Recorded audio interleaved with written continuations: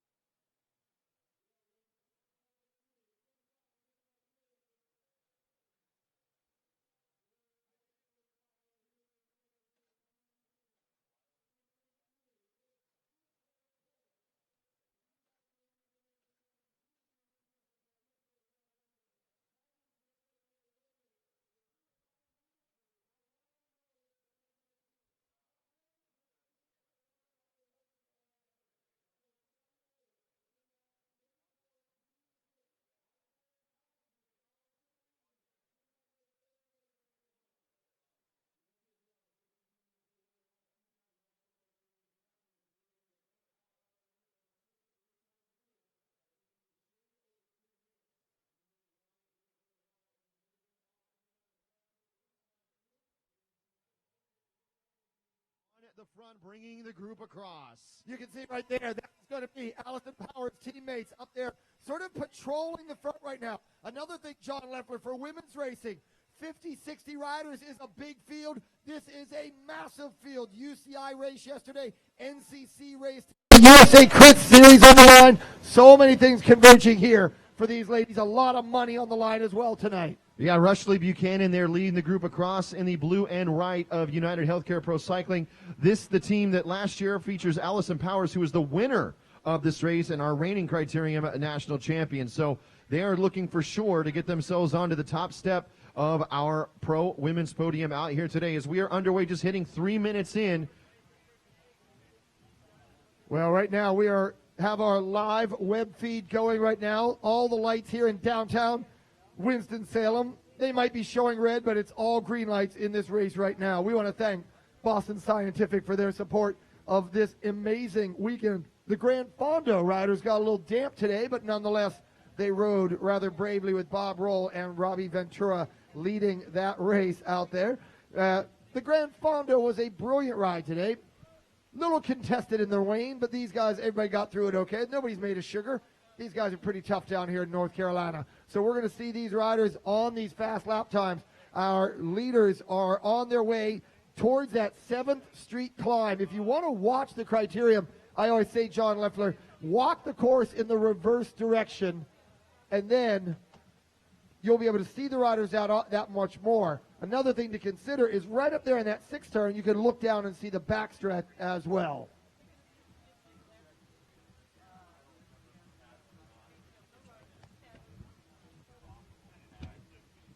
Lead Motos in sight. We are bringing you this live on YouTube, /USACrits.com, so you can tell your friends to watch at home. Our leaders, now look at this. United Healthcare really up at the front, swinging a big hammer. UHC is in blue and white. It's like Penn State right up on the front right there, and driving it right there, rider 314, really hitting it hard up there. That's going to be Sharon Laws.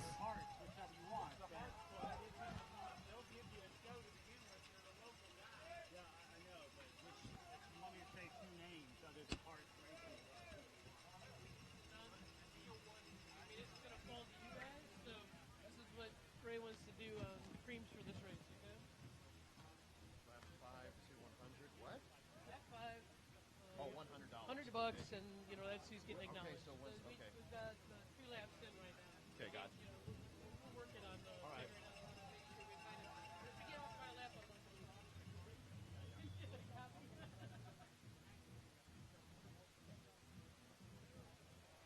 Well, I noticed a lot of folks have started making their way here from the finish line once the race started, and I want to encourage you to do so. It is great to have you all here with us at the finish line, but don't forget, if you can, get an opportunity to walk the course in a reverse direction. That is going to give you an opportunity to see this race circuit from a lot of different vantage points out here today and really see where the race actually unfolds. Yes, a lot goes on here through the start-finish straight, but we've got a full hour of racing out here today for the pro women, and it's a great opportunity for you to see this fantastic 9/10 of a mile race circuit here on the streets of downtown Winston-Salem, a race that is only in its 2nd year, Richard, which is pretty amazing considering the fields that have gathered here for the pro women and men coming up. And you were telling me that last year, in the very first year, they had 10,000 spectators out here. Apparently, you got stuck with one bar tab in one establishment all by yourself. And this is an amazing thing for downtown establishments, the bars, the cafes, all the restaurants, the hotels are full, all because of the Boston Scientific Winston-Salem Cycling Classic presented by Novant Health. Yeah, the economic impact of this race is definitely felt by the folks here, as we've seen in the coffee shops and the restaurants. They've all talked about it. They can definitely tell there are a lot of folks in Winston-Salem right now, and there are a lot of United Healthcare jerseys right here on the front as they make their way through. Sitting third wheel there is Allison Powers and her teammate Sharon Laws bringing the group across. So a strong 4-rider group there here at the front as they make their way through. Well, you know, one of the big factors right now is this wind is picking up. It is that low pressure system, John, that's moving out to the ocean, but it is drawing in all this wind behind. And look at these gaps forming up, and it may be game over early. United Healthcare all over the front of this race. And these riders that you just saw rolling through there at the back, this will be the hardest part of the bike race for them right now, just trying to get back on terms as they are looking to get back into the field. It is a very, very tough go of it right now for these riders, so they're going to continue to battle, try to make their way back into the peloton, as we have just had a few laps in here to what will be a 60-minute race for our pro women.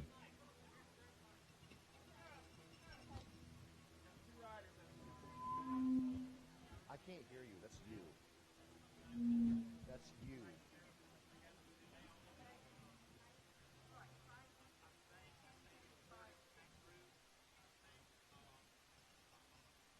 So far, look at these guys in the pits, all these mechanics. They're like Maytag repairman. They're like doing stock trades and things. They have nothing else to do. We have one rider coming in, and I do not believe that's a mechanical. That is just a withdrawal. And so far, not too busy, but it looks like there may have been a problem out one of our riders from Colombia withdrawing right there, a very young team of Colombians. If you want to know where cycling is extremely a passionate sport, Colombia, you should see them whether it's at the Road World Championships or all over the world. Colombia is one of the greatest countries for cycling. Well, now as we get ready to bring this pro women's field through, this is a part of the USA Crits series. This is a collection of criterium races across the country. We're going to ring the bell right now. This is a point stream lap. Point stream lap. USA Crits point stream lap. USA Crits point stream lap. Point stream lap. Point stream lap, ladies. Points stream lap. Well, up on the front is Janelle Holcomb of that orange helmet team. That is Optum, powered by Kelly Benefits. And those orange helmets, look what's going to happen as Janelle Holcomb goes up. All those orange helmets are going to be trying to get up there, not to play offense, but to play defense. And maybe you can explain a little bit about that, John Leffler, about blocking and all the work being done by Janelle Holcomb's team. Yeah, they're going to continue to make their way around, and these riders are looking right now just to control the tempo, control the pace. But as we are out on a point stream lap right now, these riders battling for 5 spots to earn points, 10, 7, 5, 3, and 2 points. Remember, the USA Crit Series is a collection of criteriums across the country, and when they earn these points, it's an opportunity for them to earn cash here at the end of the series. This is also part of the National Criterium calendar for USA Cycling. So there is a lot on the line out here today, in addition to the $7,500 cash prize purse that these women will be battling for. Well, you can see the effort up at the front is causing a lot of damage at the back. But still up at the front, John Leffler, no real concerns yet by all of the favorites. It is still... It's almost hard to open up too much of the throttle because just about the time you get it up to speed, you got to bang into a turn. So just about the time you're cracking on the wheel of a strong rider, they have to let off the throttle a little bit to get themselves through those turns. Looks like the Croatian flag is coming out.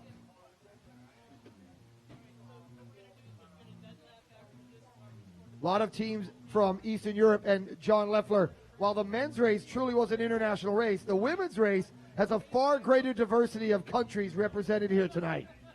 Yeah, it does. There are a number of countries represented. As right now we can see our first 5 riders that will be coming through looking to pick up points in this USA Crit Series.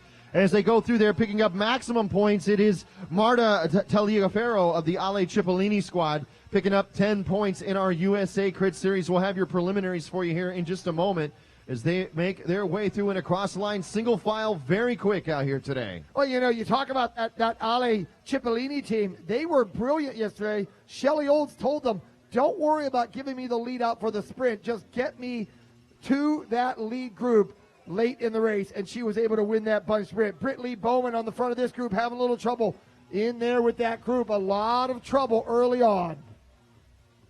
I got to tell you, there might have been a mishap out there, John Leffler, because there's a lot of riders. Erin Silliman, whose husband, Greg Whitworth, just won the race that we just saw. She goes by. She's used to being up at the front of affairs, and we might have some problems here. Okay. You can already see riders looking to make their way over to our SRAM neutral support pit. This is a very challenging 9/10 of a mile circuit. You can expect out here today we'll see a lot of tire punctures. Riders that are going to be going down. It is a very high-speed race.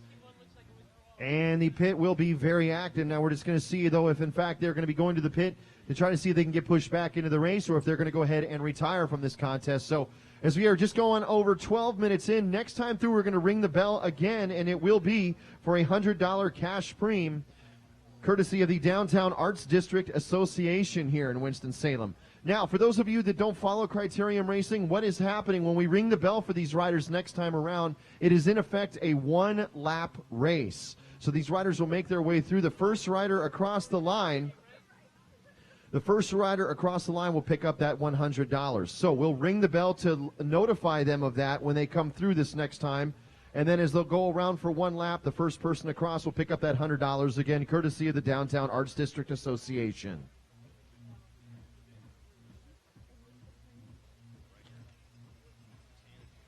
Moto's in sight. Camera moto's in sight. Now look at this. After that sprint, John, there's sort of a rest, but no Cash rest Preem alone. Lab, ladies. Cash Preem Lab. Cash Preem Lab. Cash Preem Lab. Cash Preem Lab. Cash Preem Lab.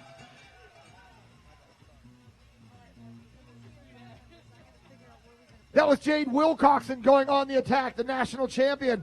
Really a fascinating rider, John, in just dabbling in the sport of cyclocross. She finished second in our national championships. These riders are in a world of hurt right now, and it's really some of these riders are from the better teams, and they need to be moving up. Some of these younger national teams here racing. There's that 2016 rider out there. She's got to be moving up. She's got important work to do up near the front. Okay, then all I want is name and team. That's it. That's all they're going to get. We're not going to do anything else. So.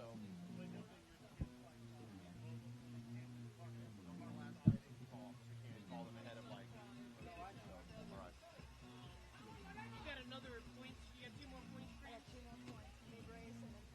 Okay, so we'll ring on 13 score on 14.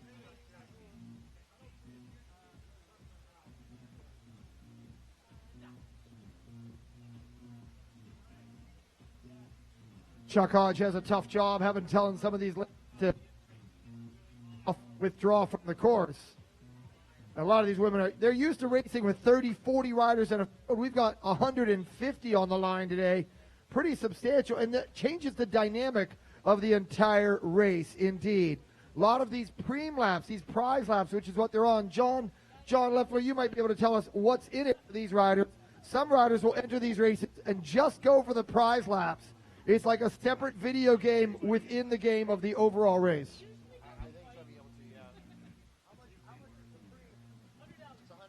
$100 on the line here. Now, Jade Wilcoxon, she was going on the offensive just to go away.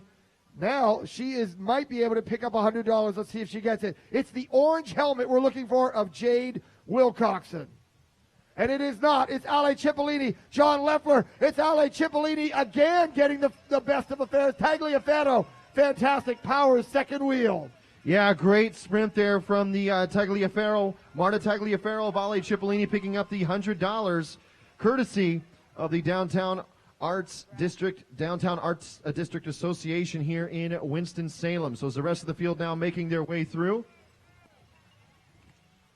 We are just over 15 minutes in, so a quarter of the way through this pro women's race.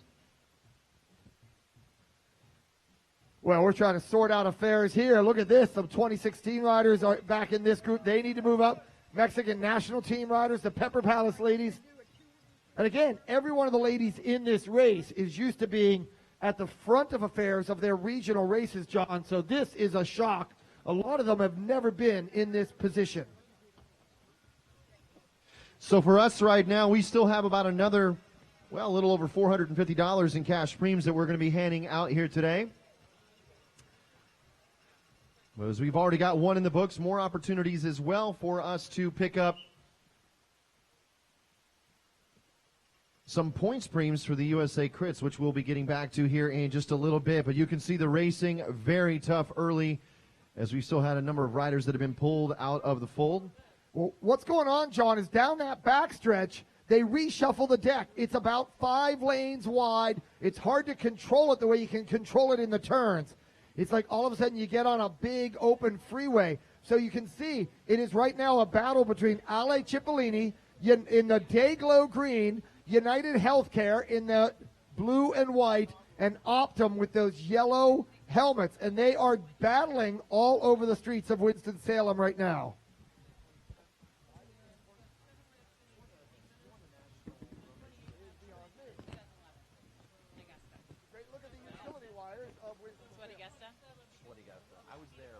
So right now, barreling into these turns that we're about to see, and this is going to be into this final turn right now. United Healthcare right up in there, and look at the colors coming together right now, John.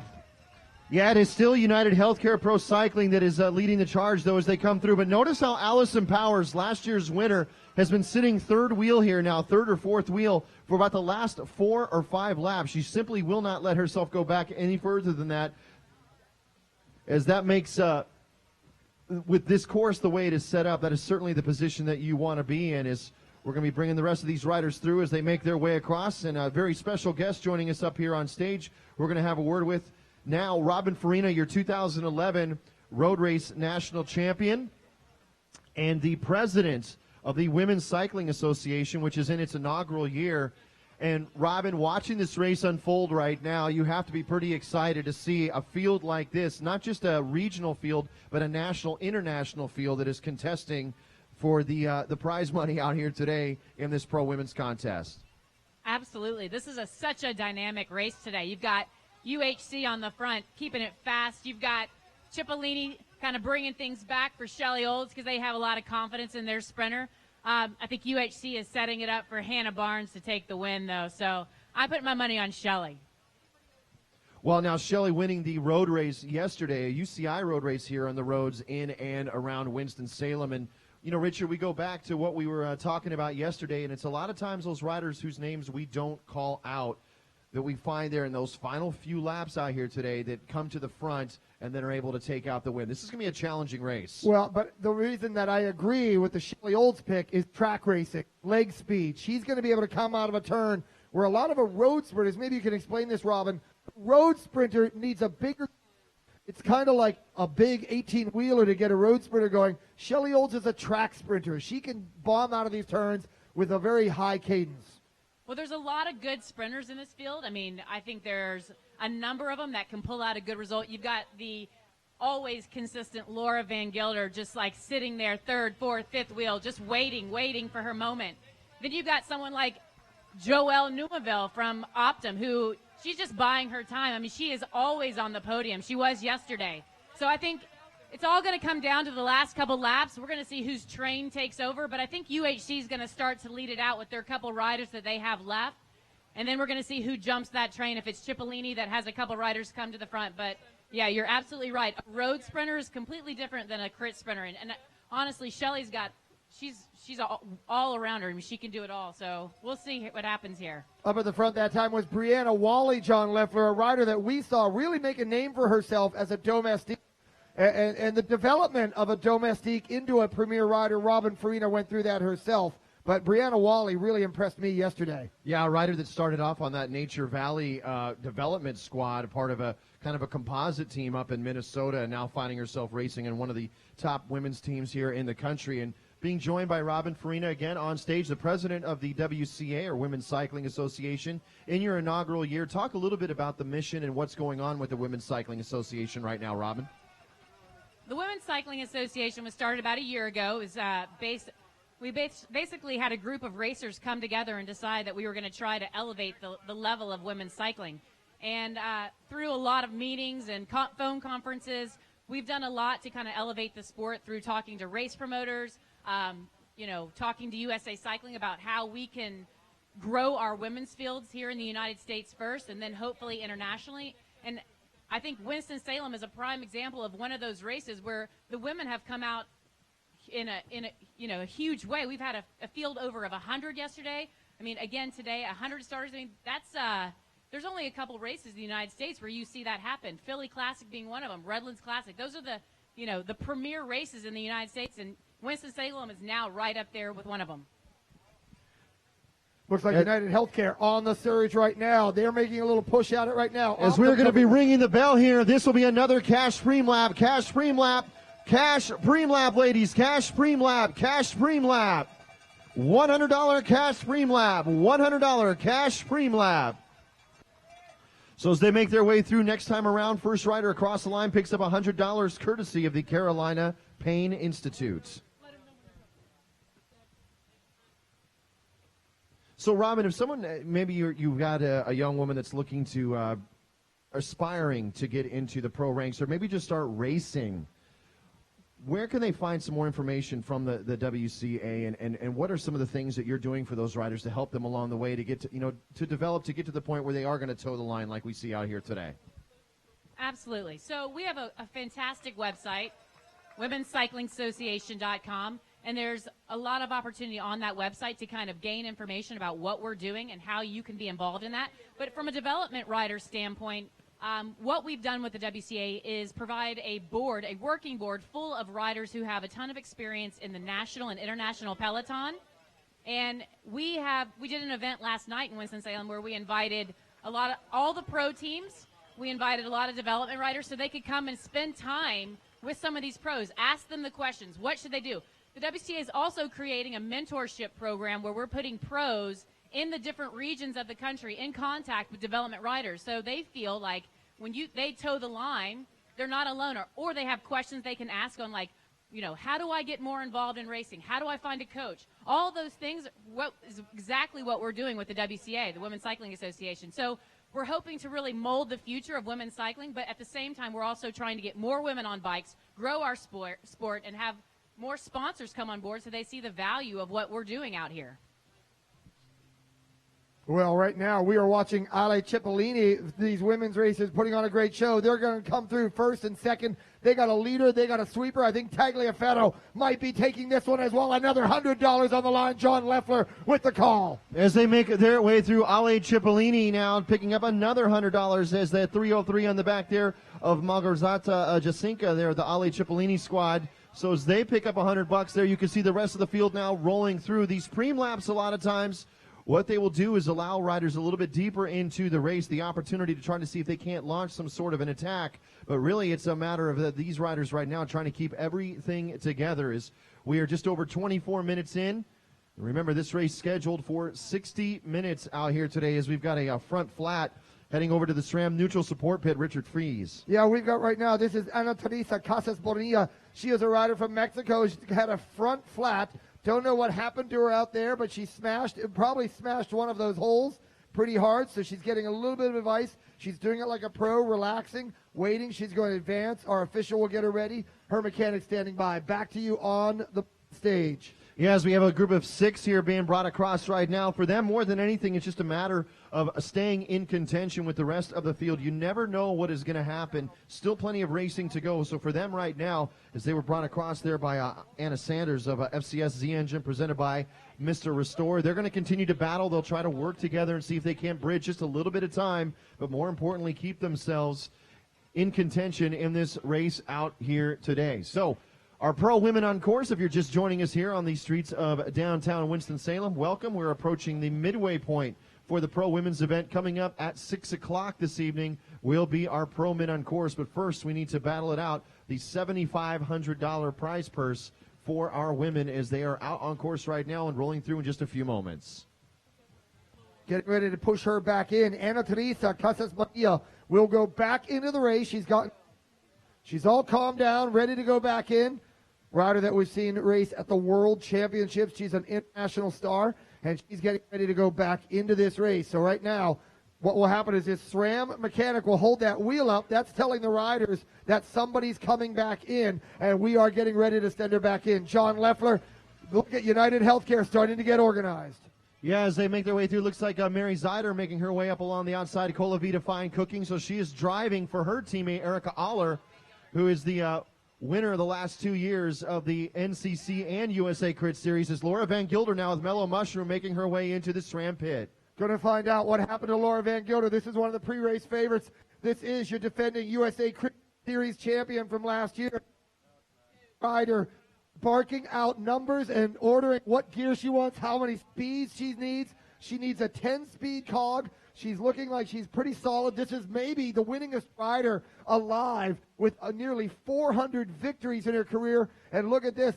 She is right now. TJ is getting her all set up. Laura Van Gilder wants to get it set into the gear she wants. She's calmed down. She's working with the mechanics, John, as much as the mechanics are working with her. Yeah, Laura Van Gilder leading the USA Crit Series this year. So she's looking to make sure she can get maximum points. But for her, she will get that free lap opportunity. That group right there of 6, it looks like, making their way across. They are still out of harm's way at this point. They have not been pulled from the race. A number of riders have, though, just due to the speed that has been put down out here today. So Van Gilder is ready to go, Richard. She'll be going back in just a few moments. Yeah, we're going to get a quick word. Laura Van Gilder right here, one of the best riders in the field, and she was working hard. Laura, what happened out there? Just a flat, maybe just pinched my tube. Girls racing out there, pretty solid it looks like. Yeah, super fast, intense racing. Okay, go back at it. John Leffler with the call.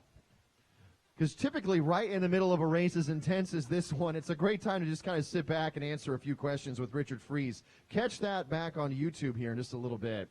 As we are about 28 minutes in, again, 60 minutes of racing. The next time our riders come across, we'll be ringing the bell again. This will be a points lap for the USA Crit Series. Again, a collection of criteriums across the country. These riders looking to earn those very valuable points because that is going to pay big time in prize money at the end of the year. So if they come out of turn number 6, we'll ring the bell. This is a points lap, points lap, points lap, points lap riders. USA Crits points lap, points lap riders, points lap. USA Crits points lap riders, points lap. As they roll across there, 345 on the back of Laura Bicelli of the SC Michaela Fanini Rock Squad out there at the front. Laura Van Gilder back in the mix. Richard, as we are coming up very quickly here at the midway point, your thoughts so far on this race? Well, really intense, really balanced also. I really might want to just get a word with Robin on this, as whereas a few years back, maybe 1 or 2 dominant teams would just crush things. There's 4, 5, 6 good teams out there, not to mention these younger national teams. We've got national champions from Great Britain. We've got a national champion from Poland. We've got the Canadian, the United States. But women's racing is a lot more balanced than it used to be, Robin. Yeah, Richard, you bring up a good point. Robin, that is true. With criterium racing being more of a U.S. discipline of the sport, I mean, it obviously happens everywhere else. But when you bring the international teams in, talk a little bit about how that changes the dynamic of the race. Absolutely. So I think here in the U.S. we are pretty comfortable racing crits. We know it's part of the deal. It's like you're going to race a crit this weekend. So, but with the international fields coming in, you know that these girls are so fast. They're used to racing the classics. They've got fast legs. They've been going since early season. So they're in here. They're definitely mixing it up. They're not afraid to bump around. So you know the race is going to be more aggressive. It's going to be quicker than normal. So I'm sure that, you know, the minute that some of these U.S. teams sit back for a second, bam, there's another attack going off from Cipollini or any of these other Italian teams that have a lot of good form right now. So as more riders getting pulled out of the race here, just falling off the pace a little bit, I'm sure that our pro men's field that is warming up around the circuit right now, getting a sense for what this is going to be like. It'll be crucial, Richard, for riders to stay up in that top 20 to 30 positions because we should have easily over 100 riders that'll toe the line for the pro men. And you're starting to see these women from Optum start to get organized. I can see 1, 2, 3, 4, maybe even 5 orange helmets. We're going to see Optum move into the engine room of this race right now. So watch the colors changing, and maybe Robin can talk a little bit about that team dynamics as you're seeing more and more of the orange helmets come forward. Yeah, as they come across, continuing to battle here, and a lot of work being put in there. It looks like that was 323 in the back of Nancy Contreras with the Estado de Mexico Ferran squad. So as they continue to make their way through, we have gone over the halfway point. We are inside the final 29 minutes of racing, and very shortly should be showing laps to go here for the pro women. Robin, right now, obviously you've raced at the pro level for a long time. You're a former national champion on the road. You've raced numerous criteriums. Your feelings right now as far as this race, is this kind of playing out the way you would expect, or maybe a little bit of a surprise that so many riders have already fallen off? Well, I think it's pretty predictable that this was going to be maybe like a group of 20 coming to the finish, 20, maybe 25. I think you've got a lot of levels out here, but clearly the people that are left, those are your great bike handlers. They've got good speed right now, and I think just like what you saw with Optum kind of rallying the troops at the front, they want to keep things safe, but they also want to keep it fast. One thing I do think is like Optum has a great sprinter. Cipollini has a great sprinter. Van Gilder's still sitting in there. Colavita has Erica. So you've got all these great sprinters still sitting in. And I think you know, it's going to take a pretty dynamic team to get a break off at this point, but it still might happen because they've been going pretty fast for a long time. So the band might break pretty quickly here. You'll be doing this one, and I'll be doing this one. Perfect.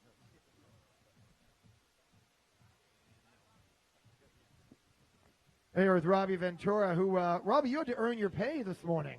John and I, we were testing out the thread counts in the linens. You were on the bike. How was the Grand Fondo? The Grand Fondo was spectacular. We all suffered together. We all grew as a group. I mean, not as many people as we'd like to have, but when it's cold and rainy like that, you bond together, you survive, and you have a lot of stories afterwards. And let's just clarify something really quickly, Richard, that while we were testing the thread counts, we were not doing that together. Good. I want you to know that. We were doing that in separate rooms. Thank you. Riders up right now. Optum up on the front, patrolling it now. It's Jade Wilcoxon will have the orange helmet, but she's in the national champions jersey. Now we can see.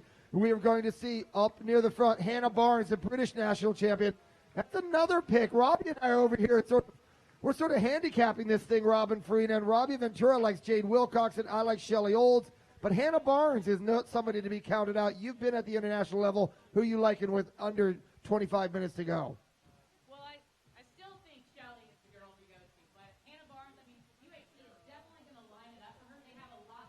Actually, UHC has kind of the double, the 1-2 punch. They don't forget about Powers. I mean, Powers she started off as more of a GC rider. She's still a phenomenal time trial. But man, I'm telling you, she found her sprint about a year and a half ago.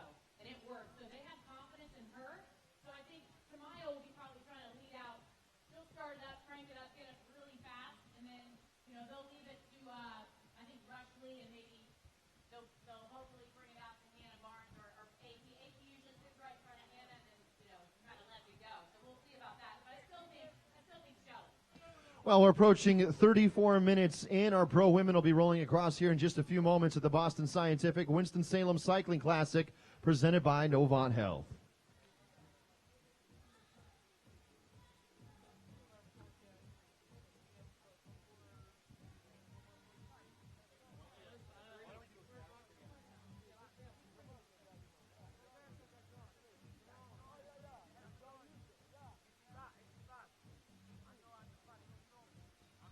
We have a big charge coming up 7th Street right now. This might be a breakaway finally coming loose. One rider's gone clear. And now the alarm bells are ringing. United Healthcare charging up. Allison Powers, I believe, is on the assault right now. And everybody trying to put the fire out up on the top. They are through turn number 4 into turn 5. Coming through turn number 6. And we are getting ready to go. John Leffler with the call. Yeah, as they make their way through out of turn number 6, we are going to ring the bell. This will be a cash stream lap.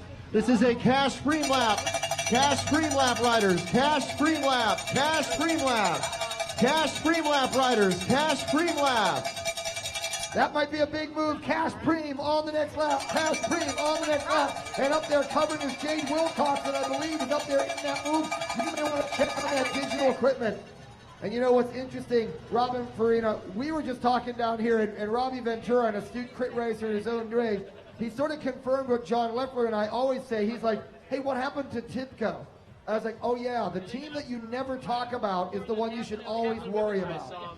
Yeah, as they make their way around right now, next time through $100 on the line from Camino Bakery. And that Team TIPCO to the top squad out here includes Andrea Dvorak, Sarah Headley, Joanne Kizanowski, Amanda Miller, Sam Schneider, and Laura Stevens. And Sam Schneider, definitely a rider to watch if this comes down to a drag race, Robin. Yeah, also, Joanne Kizanowski is a phenomenal sprinter. I mean, right there, that little break that was getting away, that was Andrea Dvorak trying to bridge across. So that was actually a pretty dangerous move. If you saw that, that had Powers, Jade Wilcoxon.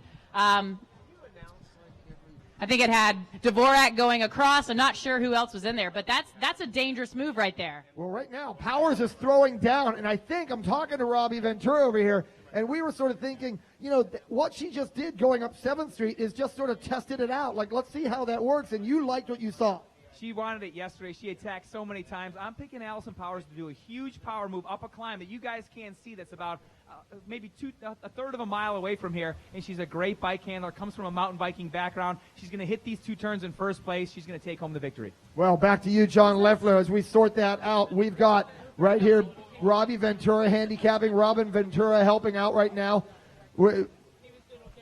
Robin Ventura. I think Robin Farina, I think is your name. He's Robbie Ventura. Back to you, John Yeah, Leffler, leaders up. Robin Ventura played for the New York Mets and got punched in the face by Nolan Ryan. So, yeah, you definitely have the wrong guy. As you look across, so 37 minutes in, here it comes right now, a break of 6 as they make their way through.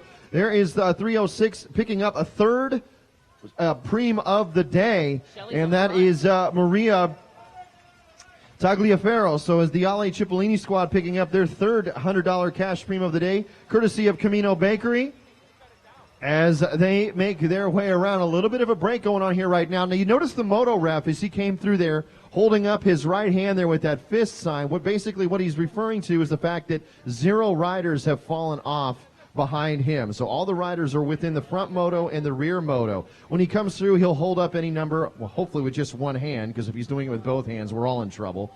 But he'll be showing exactly how many riders have fallen off the pace, and that helps the race officials up here on stage. Richard Fries. One of the reasons I like calling a crit from the pits is that this is where they communicate back to their teams. Shelley Olds gave this sign to her team, telling Tagliaferro, shut it down. It's going too fast. We're losing control of this race. Maybe, Robin, you can explain when all of a sudden there's a big break and you don't have the rider you want up the road. Sometimes you don't want a breakaway to go. Yeah, so I'm not quite sure who that Cipollini rider was in there, but she was driving it off the front. And if you notice, Shelley was on the front of the field. So there was a little bit of panic, I think, in Shelley's maybe mind going on, because Erica Aller was in that front group along with Jade, along with Allison Powers. Seriously dangerous right there. So I think Shelley's like, we got to shut that break down and come bring it back. It's not the best rider we want up there right there, but Tagliaferro has figured out this race course. And myself, I've been in races where I was the number 2 or number 3 pick on the team, and it was like the number 1 pick didn't want you up there. Ever been in that situation, Robin, where you're looking for the green light and you just bust through the red light? You definitely don't bust through the red light. That's something you do not do. But, yeah, I mean, I think when you're on the team and you're in the break, it's easy to want to go and drive it, but you've got to think, can you win out of that break? And if you're not sure if you can win, I think you've always got to defer to the team and your team leader.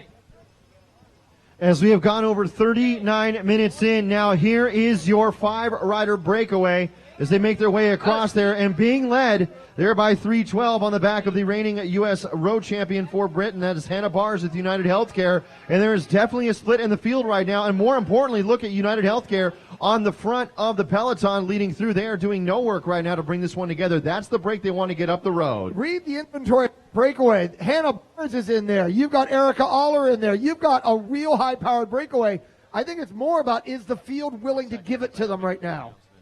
Real quick reminder to all of our amateur races, your results are being posted, or have been posted, I should say. Results have been posted for our amateur racers, and once those are final, you can pick up your prize money inside of the IMG building, which is just across the way from us here at the finish line.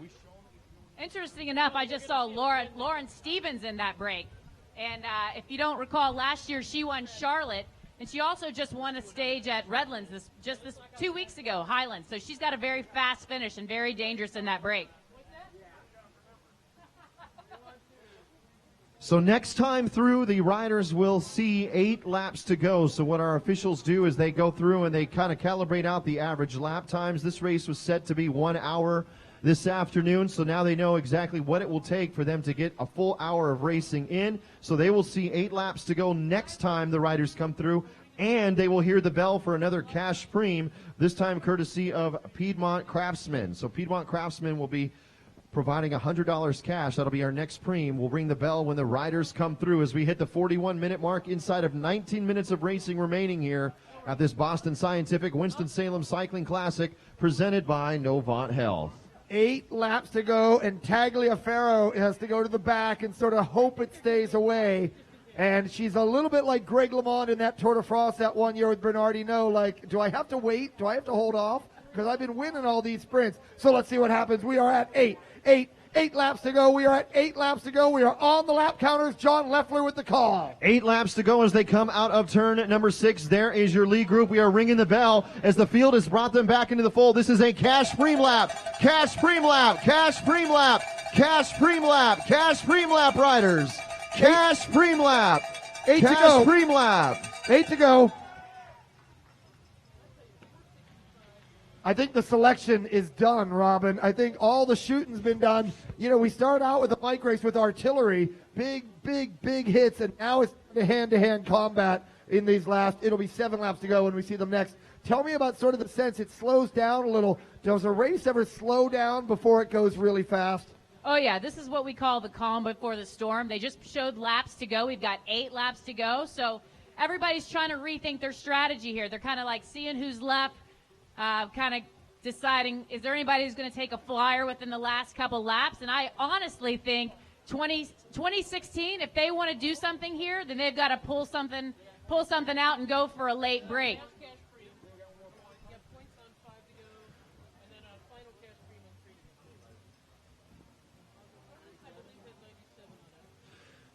So for this pro women's contest here today, we started with 97 riders, and I would say now we are down inside of about 35 to 40. We've had a number of riders that have fallen off the pace and are out and off of our 9/10 of a mile circuit. We have gone to laps to go, approaching 43 minutes in. This race scheduled for 60 minutes. We'll be showing them 7 laps to go next time around, but more importantly, first rider across the line will be picking up that $100 courtesy of Piedmont Craftsman out here at the Boston Scientific Winston-Salem Cycling Classic presented by Novant Health.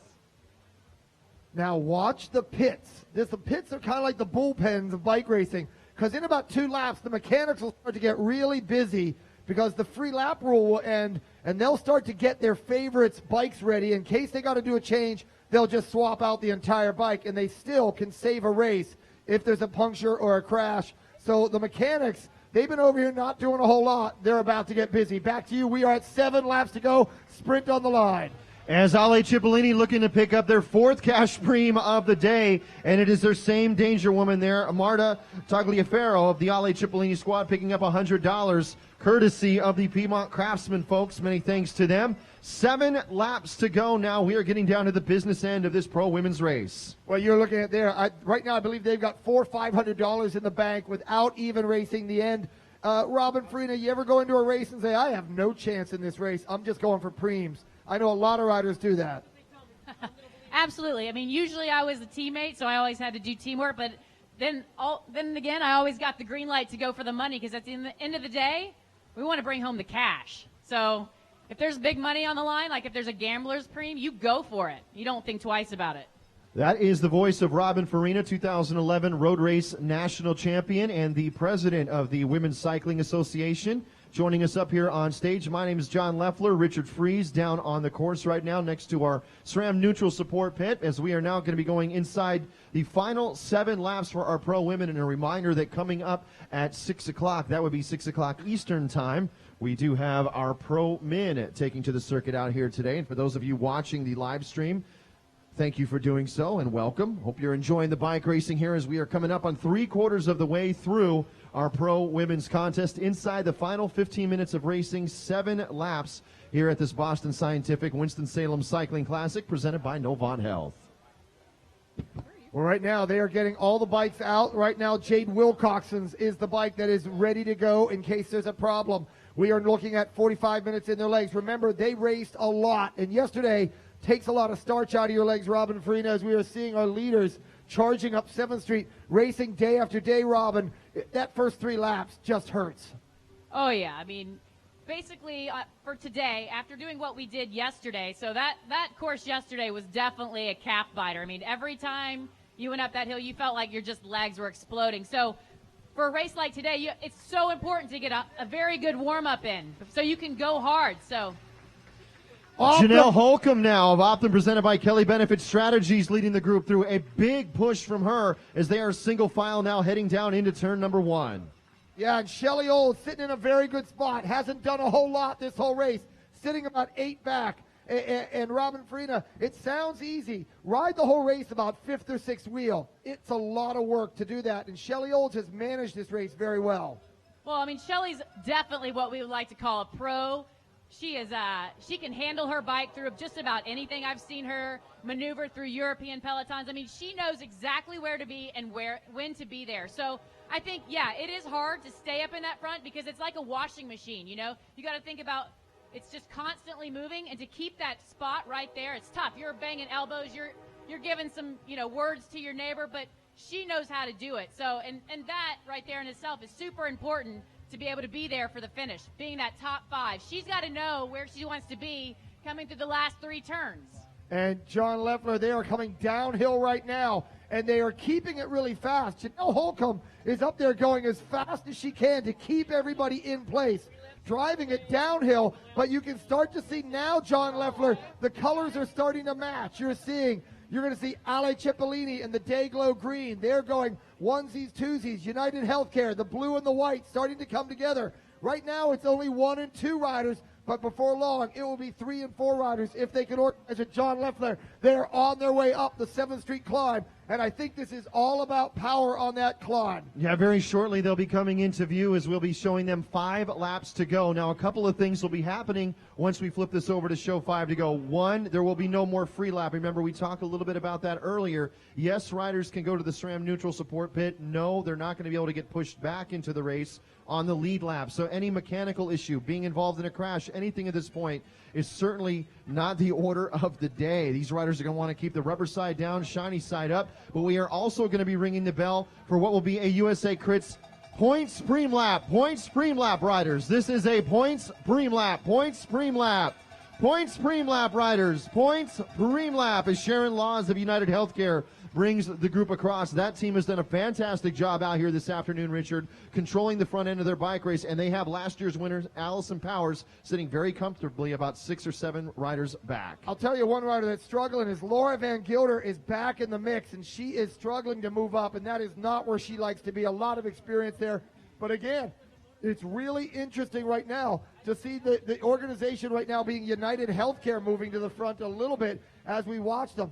But again, the balance of power in this race is really something, as Amy Cutler, a great rider, trying to stay alive right now from this region. And now we're starting to see it is Optum. What you're seeing right now, Robin Farina, is a lot of riders looking back. You're seeing riders that are off the front, and they're looking back.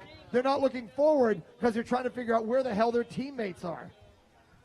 Yeah, I mean, right now, it's pretty much, they're cross-eyed right now. They're going fast. There's no letting up off the gas right now. So basically what you're doing the next couple laps is just deciding when you're going to make your move to the front, if you've got anything left in your legs to do that. So I think riders like Laura Van Gilder, she's just buying a little time. Yeah, she's suffering, absolutely, but she's also deciding when she's going to move up. But really, everybody at this point is suffering. This has been a very, very fast race. It's just all about positioning at this point as the women now going inside of 5 laps to go. We are approaching the 50-minute mark.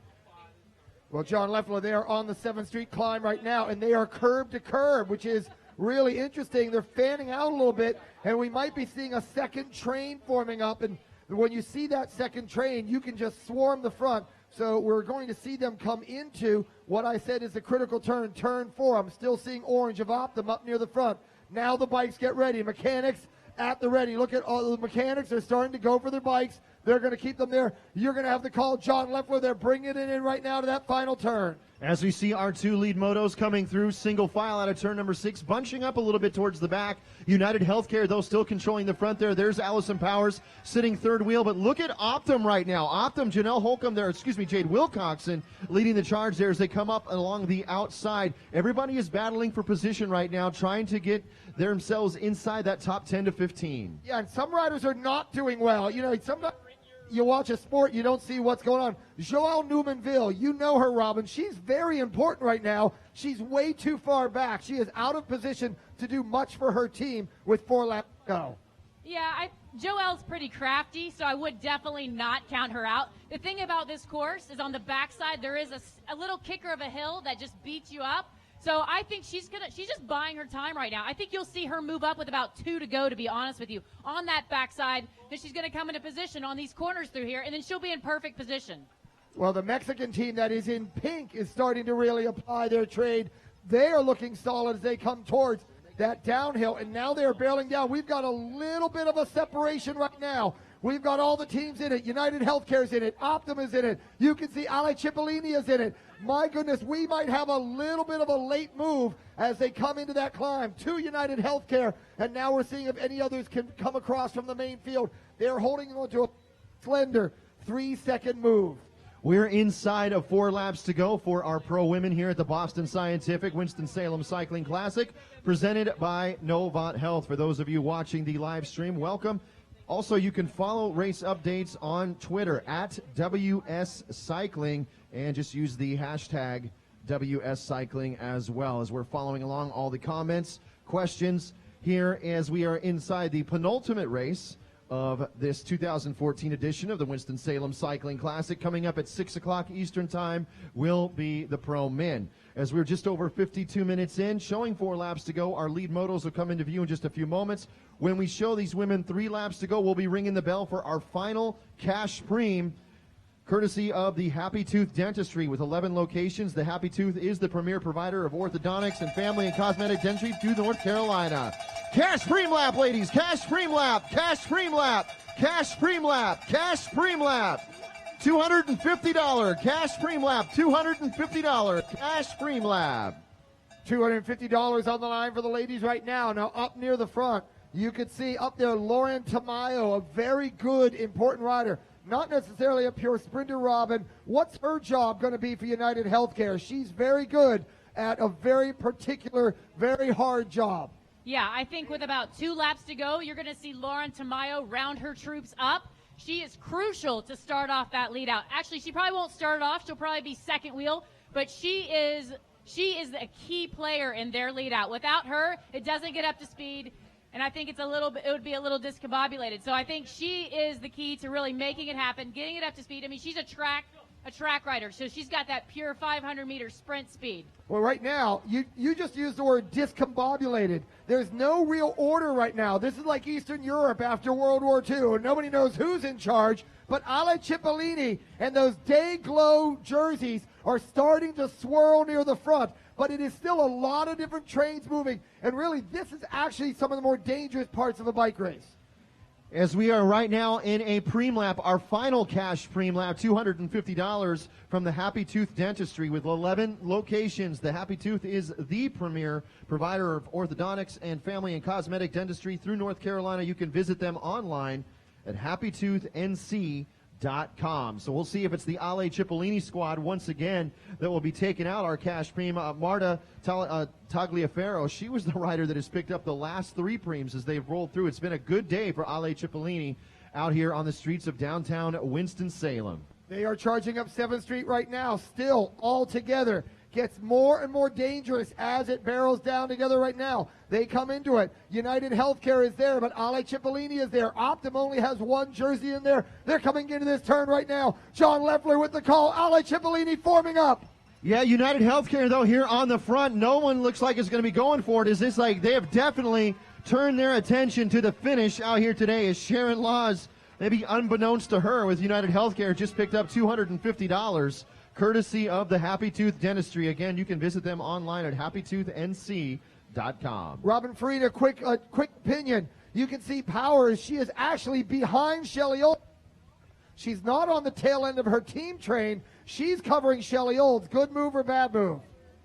Well, I think right now, once again, Powers will. I think 3 trains are gonna show up here. I think Cipollini, I think Optum, and I think UHC are all going to battle it out for control over the next 2 laps. Powers will probably move into position pretty quickly because when you have your team there, you want to be on your train's team. Powers might be sitting back there for just a little bit longer, and then she's going to move. She's going to want to jump Shelley at some point, probably on that back lap. But I still think there's going to be a fight for the trains to take over. Well, as we are making our way around, a reminder again that we are on Twitter at WS Cycling. If you are using the hashtag, just a quick correction, it is hashtag Winston Cycling. Winston Cycling is the hashtag for those of you that are following the race, whether here on site or at home. We appreciate all the comments, questions, shout-outs as we are 56 minutes in. So we are getting down to the finale of this race inside 2 laps to go. Richard Freeze, we're going to be treated to a drag race out here today in the streets of downtown Winston-Salem. Right now, Powers has moved on to 3rd wheel. She's moved on to the United Healthcare train. It is that blue and white team. Now, Powers is wearing the red, white, and blue star-spangled jersey of the National Criterium champion. They have moved it up to the right side, coming into that turn number 4. And you can see Healthcare, United Healthcare is in first. second, third. Now they are charging into this next turn. We're going to see them soon. John Leffler, we are being treated to a brilliant race right now. John Leffler, send them on their way. United Healthcare on the front. As we get ready to go, it is 1 lap to go. United Healthcare on the front. Riders bumping here with 1 lap to go. 1 lap to go. And last year's race winner, Allison Powers, in that national champions jersey, sitting third wheel. 1 lap to go. No sign of Tipco out there at all. John Leffler, nobody in there at all that I can see. Tagliaferro has been dealt out. She's about 20 back. I think it's all about that lead train. But on this course, so many places that you can jump that train. And now, Healthcare, head on a swivel, looking left and right, defending their position. They're defending it with speed. As we watch them now making their way the final time around with Colavita Fine Cooking, don't sleep on Erica Aller. She has been the winner of the National Criterium Calendar Championship the last 2 years, as well as the USA Crits Championship. Her team has been doing a lot of work behind the scenes right now. Have we seen them on the front like United Healthcare? No. But we are inside this final lap right now. Everybody will be battling for position as we go inside the final 9/10 mile racing here at the Winston-Salem Cycling Classic. Getting our riders set to go. Now they're going to go up that 7th Street climb. That 7th Street climb will open a door of opportunity when they bomb through that turn. Powers sitting right now, second wheel. Powers moves into second wheel. Tamayo on the front. You wonder where it's going to be. Where will the charge come from? They come into that turn, and now it is uphill. A yawning climb like the charge of the Light Brigade faced in Crimea, and now they are uphill all the way to that turn 4. A battle to the right, to the left. They are east and west. Now we can see this is downright unladylike. The elbows are coming out right now into turn number 4, and it looks to be United Healthcare holding on to the front of the affairs right now, but it's not by a big train, and this Olds is their third wheel. You've got the call. John Leffler with Shelley Olds' third wheel. No, that's going out. This is going to be to the line. This is going to be a brilliant upset for the Italian. What an amazing finish there as Elena Chechny of Estado de Mexico Ferran wakes out the win across the line. An unbelievable sprint. And once again, a rider whose name we did not call at all this afternoon as Elena Chechny takes out top spot. Last year's race winner, Allison Powers, second. Shelley Olds, yesterday's road race winner, takes third. It was Erica Aller, good for fourth, followed by Hannah Barnes. Then it was Samantha Schneider with Team Timco to the top. In sixth, Lauren Stevens, seventh, Lenora Pipes in eighth, Barbara Garishi in ninth, and rounding out your top 10, Mia Radachik. That is your top 10 for our pro women out here today. An amazing finish, and is the Estado de Mexico squad that takes out the win here today. Yeah, that Mexican squad has a number of Italian riders on it, Cecchini being there. Not used to the colder weather, so she wears a jacket, hard to identify her in the mix. An upset win, but she was up third wheel. If you look lap after lap, Robin Farina, she was top 5 the entire race, but never on the front.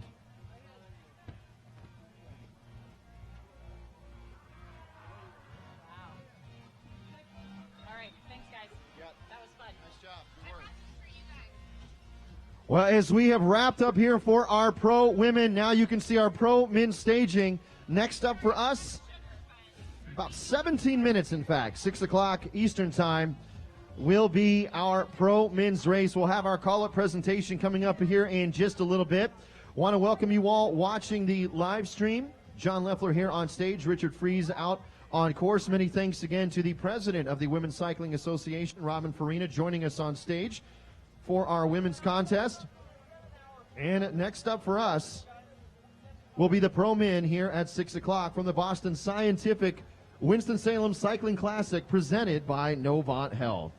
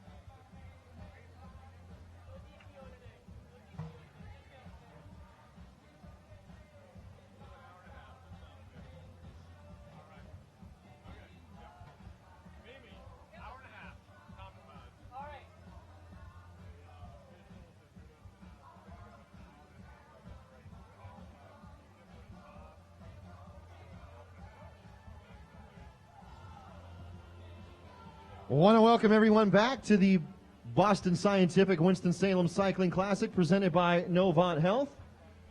Richard Fries down on the course, joined now by our race winner. Elena Cecchini, a rider from Italy racing for a team from Mexico. You rode a brilliant race today, very smart, very intelligent. But tell me about, you were in a black jacket. Was it too cold for you today in Winston-Salem? Yes, because in Italy now is almost 30 degrees, so for us it was really cold today, and I think it rained, so I start with a black jacket. I'm so sorry for the sponsors, but I hope they understand. And let me ask you about your position in the race all day during the whole race, like either fourth, fifth, sixth, segundo, always near the front. You rode a perfect race, very smart, very front. How hard was it to be at the front the whole race? It was really hard because in Europe we don't do these races, so I think that I have to stay in the first position, but my team did a wonderful job and go in every breakaway, so I could stay not in the air and do only the sprint, and yeah, it was good. The last lap, your team was just perfect in the last lap. Very difficult last lap. Tell me what your team did and tell me about coming through that turn. Yeah, my team bring me in the first position in the last lap, then I take the United Care wheel, and I went from the last corner first because I know that there is too small to pass other riders, so I think it was the right Looks like it worked out just fine. Elena Cecchini, we're going to get you on the podium. John Leffler with our podium presentation. Your champion, ladies and gentlemen, from Italy, Winston-Salem. Congratulations to Elena Cecchini right there. We will not only be doing our women's podium, but also our amateur podium as well. That all coming up here at the finish line of this Boston Scientific Winston-Salem Cycling Classic presented by Novant Health. Our amateur and women's podium coming up here in just a couple of minutes.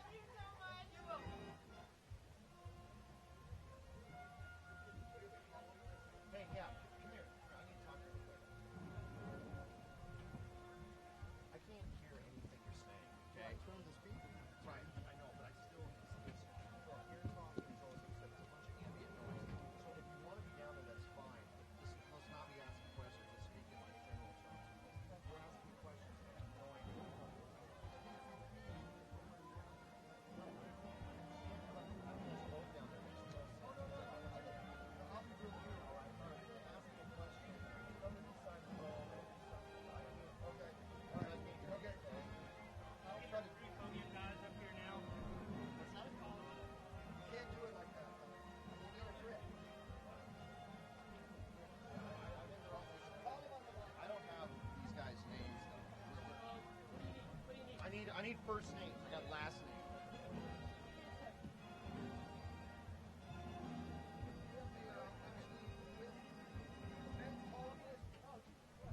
Yeah, we're going to do that from here. As we get ready to go with our amateur and women's podium, a reminder to those riders that were given instructions for their call-up. We do ask you to make your way back behind the stage. Riders that were given instructions for call-ups, please make your way back behind our stage here. As we get ready to go with our amateur podium from earlier today, that 4 o'clock start. Racing for Veloshine Cycling, your third place finisher today. Please welcome Alan Starnes in our Category 2-3 men's race.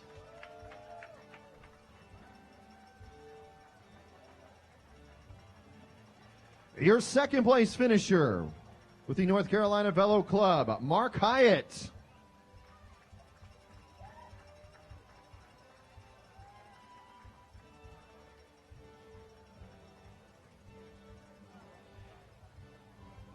As Mark making his way over here, we'll put him on the second step of the podium, preferably sans helmet.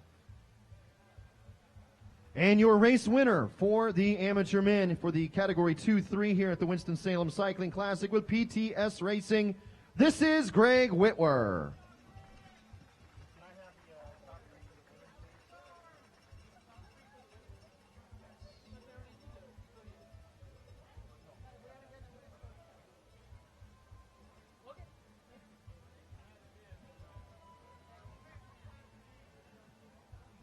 Once again, your race winner for the Category 2-3 men out here today, Greg Whitwer, followed by Mark Hyatt and Alan Starnes.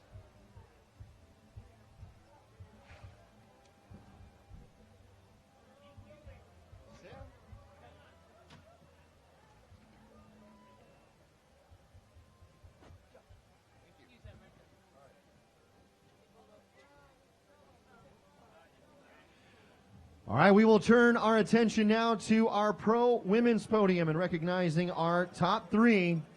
The winner of this race last year, our current Criterium National Champion racing for United Healthcare Pro Cycling. This is Allison Powers.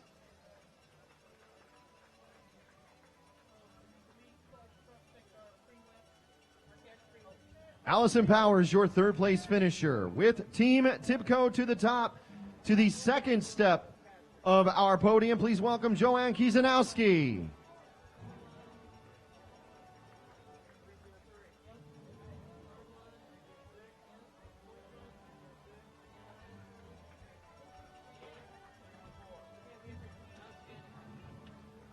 And your 2014 Boston Scientific Winston-Salem Cycling Classic champion for the pro women with Estado de Mexico Ferran, Elena Cecchini.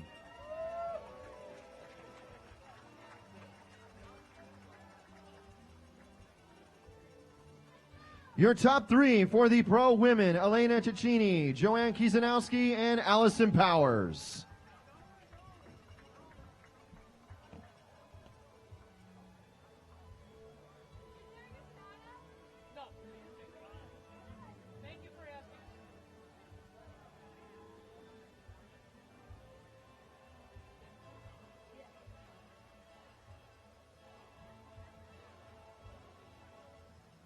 As we turn our attention now, we are inside of 7 minutes to the start for our pro men's race. 7 minutes to the start for our pro men. We have a number of riders that we will be calling up here in just a few moments.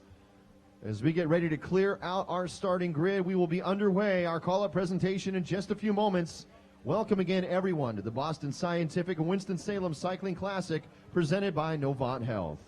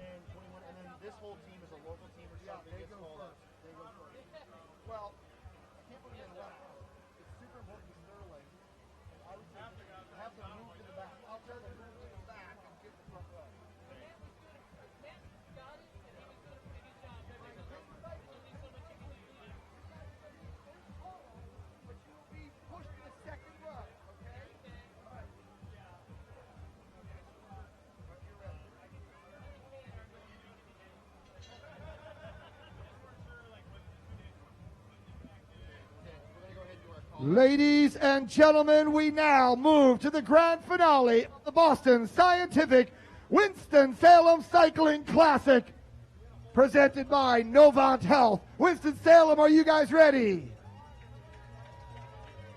We are going to get ready to introduce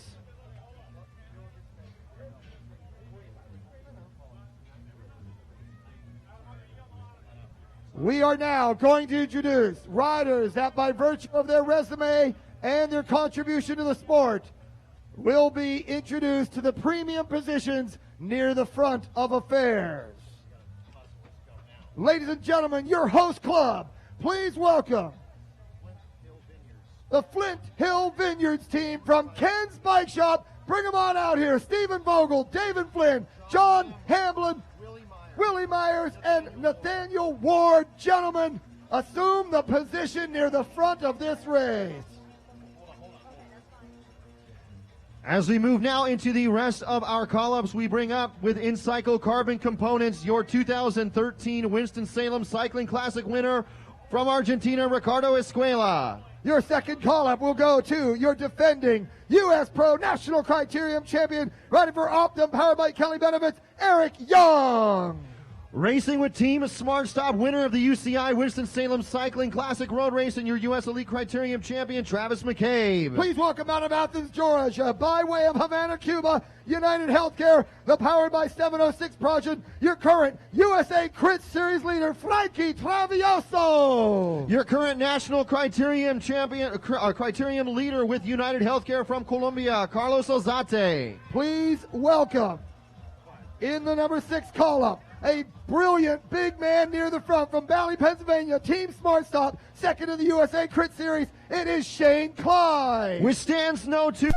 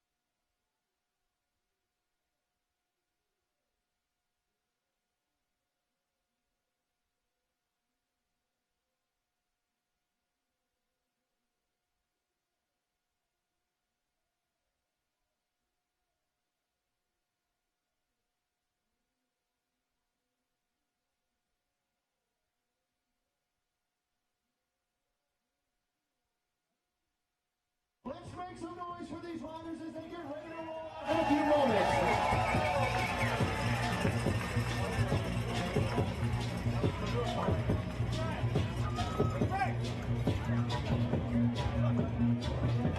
Good evening, gentlemen. A couple of quick announcements. The race is going to be 90 minutes, 1.5 hours, 90-minute race. 3 laps until 5 laps to go. And we're going to have the national anthem. The organizer would ask you to remove your helmets for the national anthem, please.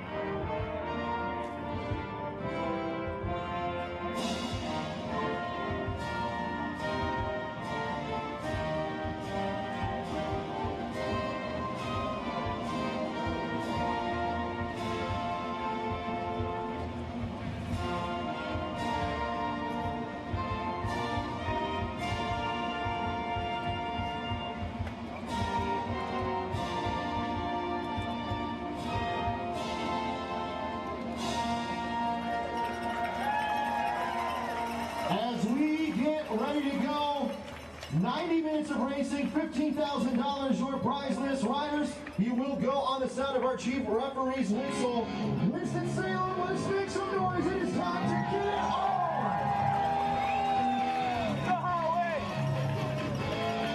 On the whistle, gentlemen, riders ready!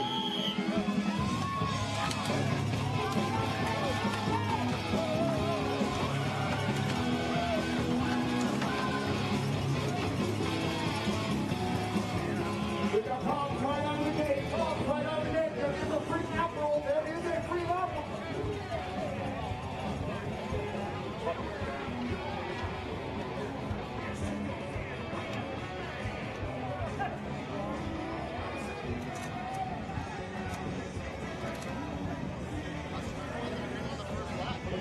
One of the gentlemen that was called out is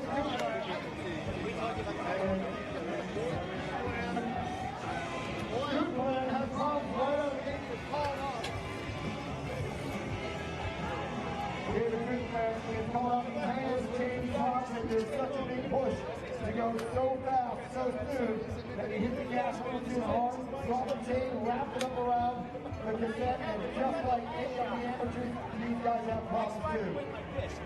Yeah, so as that will be attended to, we are underway here at the Boston Scientific Winston-Salem Cycling Classic, presented by Novant Health. Your pro men on course. They'll be doing 90 minutes of racing out here today. We'll have some pre-laps as well. Opportunities for the riders to pick up, in addition to the $15,000 prize list, which is going to be paid across 20 places. We'll also have those pre-laps or lap prizes that we will award through the day as well. This is a part of the National Criterium Calendar Series, as well as the USA Crit Series, a collection of criteriums across the country. The riders will be racing for points out here as well. And once again, in only its second year, Winston-Salem coming out in full force to support this event as they come out of turn number 6, as we'll be right inside of 2 minutes for lap number 1 as they make their way through 187. Very good move by Ken's bike shop. There up at the front, defending it very well, very fast. Hand on the captain. 187 up on the front of the third right there.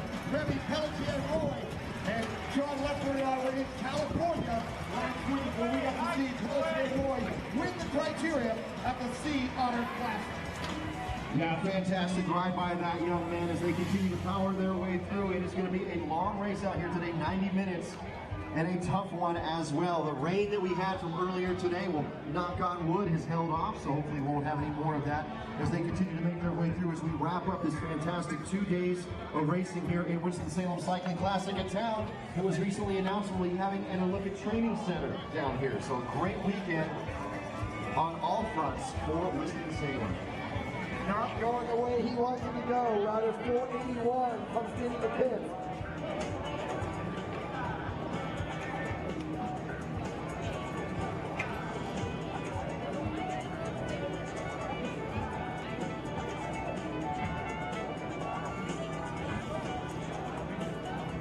Alex Ryan wearing 481. Alex, that's like the highest number in the race. He started at the back, right, Alex?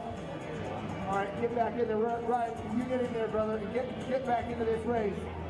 We're going to see where he gets slotted back into these affairs. He doesn't even look winded yet. He hasn't even had a chance to wind up the engine just about yet. Meanwhile, back on our television camera, we're going to have a rider coming out. So these riders, get ready for the speed coming out of these turns. 2 riders away.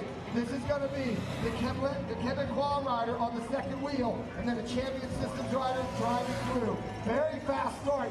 The very fast start for Isaac Howe up there on the front, a native of Vermont. We saw him last night. Meanwhile, looks like a very good Carlos Alzate. There he is, getting up near the front for United Healthcare.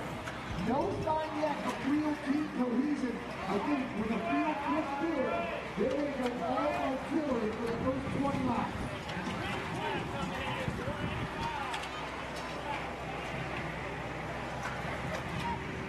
Well, the group got across last time through there was 478 in the back of Isaac Howe, the Canadian Systems no squad, who we talked to last night, and he mentioned he was hoping for the rain. He was hoping for some crummy conditions. Those are the kinds of conditions he likes to race in. But right now, Champion Systems, the Snakes No squad, driving early and often trying to establish the first move here. We see one of the riders from the Canadian squad, the Silver Team,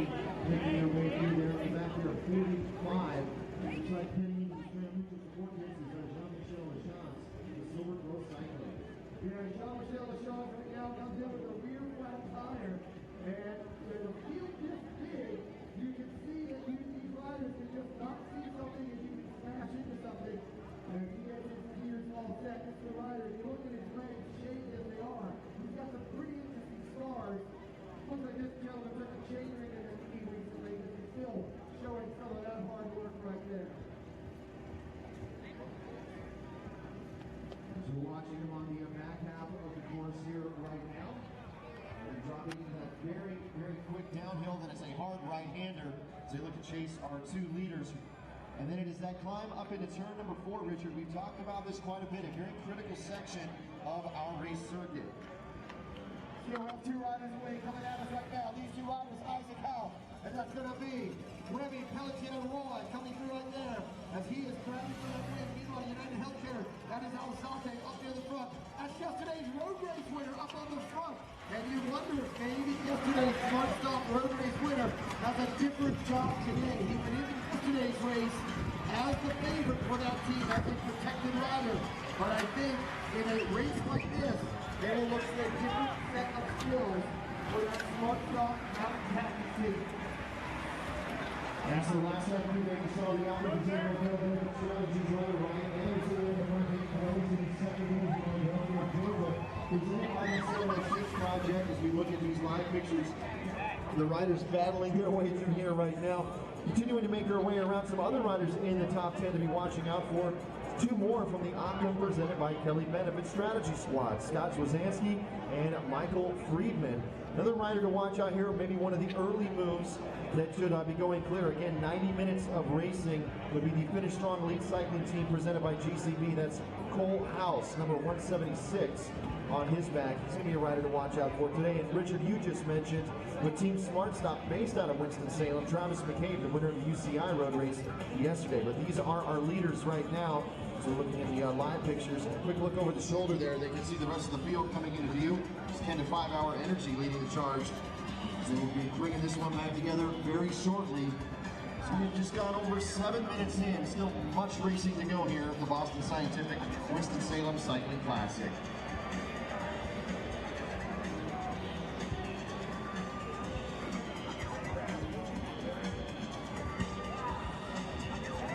Remy Pelletier-Roy is making this stick right now. The Canadian doing a very good job with Isaac Howe. Isaac Howe grew up in New Hampshire, Vermont. Very solid rider right there. Now we get 10 to 5 hour energy. Those day glow shoes right there, but no real concerted teams set up yet. And you can see it is Carlos Alzate near the front, Hilton Clark there, and Carl Menzies out of Australia. So far, a very safe race. Everybody in a single line. And when you watch a race like this, John Leffler, the faster it goes, the safer it goes. It doesn't seem like that if you are a nervous mother, but actually the faster the race, the safer it is. It's when it slows down that you can get problems. Yeah, when this field is moving along at the clip that they are right now, there's a lot of trust between all of these riders. They race together throughout the year, week in and week out. And for them, again, as you said, things slow down just that little bit in the peloton. That can create some serious effect as you make your way down through. Remember, we had well over 100 riders that toe the line out here today. They're counting on those riders up ahead of them to maintain their lines and, more importantly, maintain their tempo as they roll through. So we'll continue to watch here. We have some cash preems to hand out today. John Leffler here on the stage. Richard Freeze down on course near the SRAM Neutral Support Pits.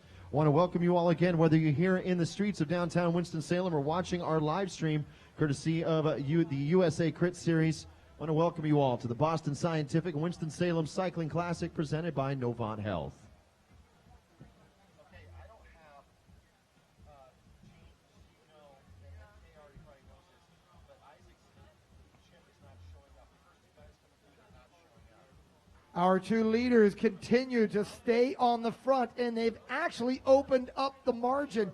Neither of those guys are real big-time favorites here, but Pelletier-Roy, he is a rider that is really proving himself this year. This is the rider on the front in the black and the red. The rider in the blue is Isaac Howe.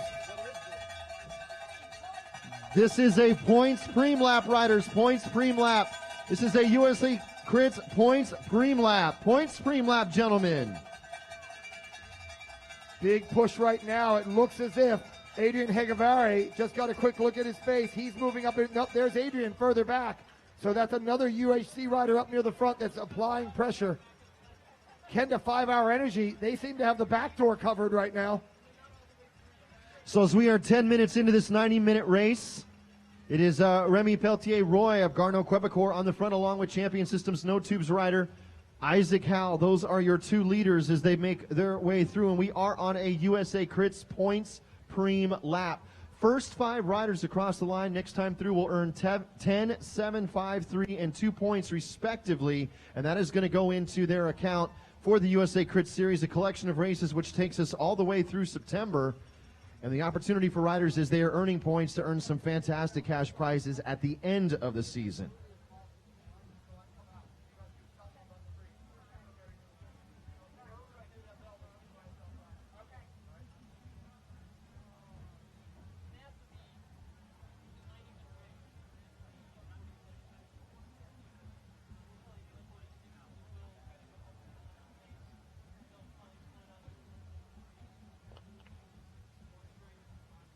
Riders on our 7th Street climb. And, you know, when you talk about bicycle racing in America, you have all sorts of different regions, and cycling is different region to region. And I think if you look over and see a chief referee like Chuck Hodge, you would agree that the Southeast is all about high-speed criteriums. They do it better than anybody. They have some of the biggest and best criteriums. This is for money right now. Pelletier Roy, these boys are not thinking about money. They are thinking about staying away. Now, new faces come to the front, and they are rolling right now. That Pactimo team going forward right there. Christy Birdie there was the rider we saw sitting third as they made their way across. And you can see the clock right now up to the left. That is showing the time into the race. The clock up to the right, or closest to us here at the stage, showing the gap from our first riders to cross back to the rest of the field here. So still nearly 30 seconds since our leaders have gone through at this point, as the rest of the field now making their way across, as we are 12 minutes in. So Remy Peltier, Roy, Isaac Howe, Christy Birdie, Thomas Brown, and Travis McCabe, yesterday's road race winner, your top 5 last time across.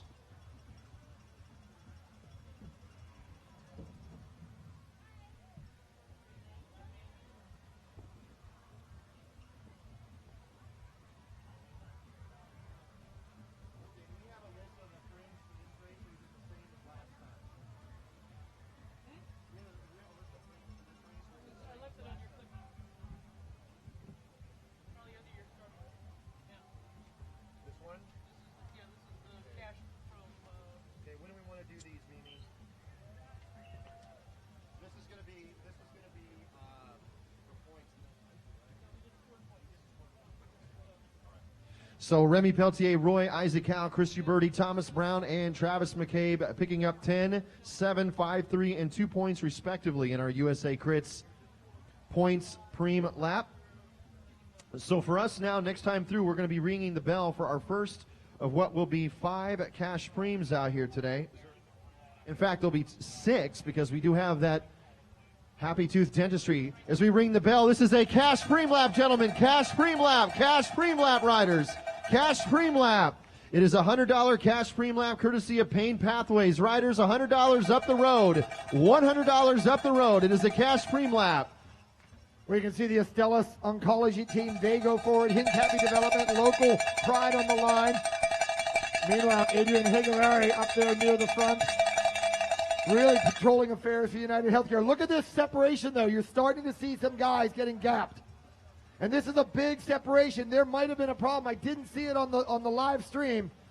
But they might get busy in the pits here, or this may just be a withdrawal. Tim Mitchell, Masters World Champion.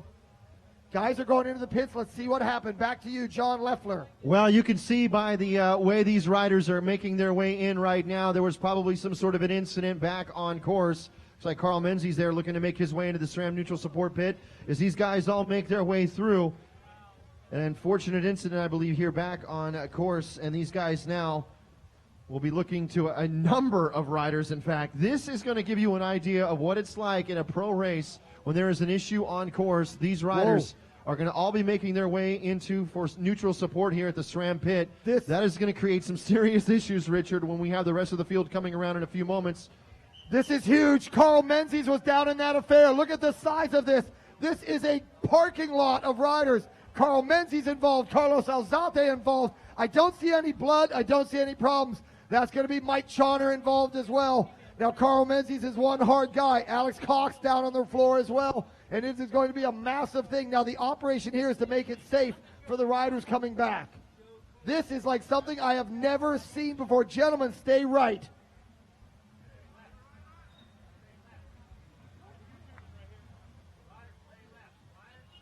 Leaders coming up. Gentlemen, stay left. Gentlemen, stay to your left. Stay to your left. Gentlemen, stay left. Stay left. Go left. Go left. Riders coming on. Go left. Riders coming on. Go left. Riders coming on. Go left. Riders coming on. Please go left. Gentlemen, go left. Go left. Go left. Huge field coming on. Amazing restart right now. Gentlemen, go left. Nicely done.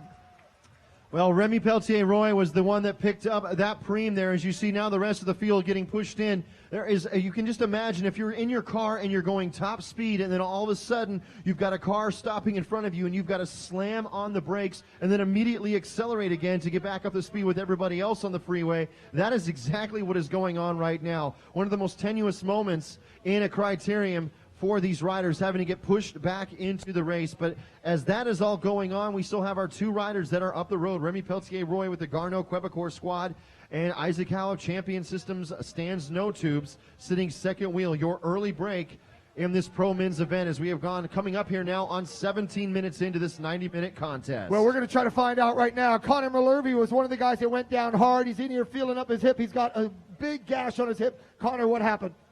Coming into that bottom corner, about fifth wheel, someone cut the inside, hit another rider, and then the whole pack went down. There's no way to avoid it. Well, good luck getting back out there. Connor Malherbe out there racing with his twin brother, and we will see these riders getting back on. Tim Mitchell was involved in that fray. A lot of these riders getting wheels, getting organized. The mechanics are, it's almost like they're out of material down here at all. Gentlemen, stay to the right that are going re-entered, and we will bring them out to the left. We will bring our riders. And I got to tell you, John Leffler, 27 years of racing, about 20 years of announcing. That's one of the biggest readmissions to a race I've ever seen.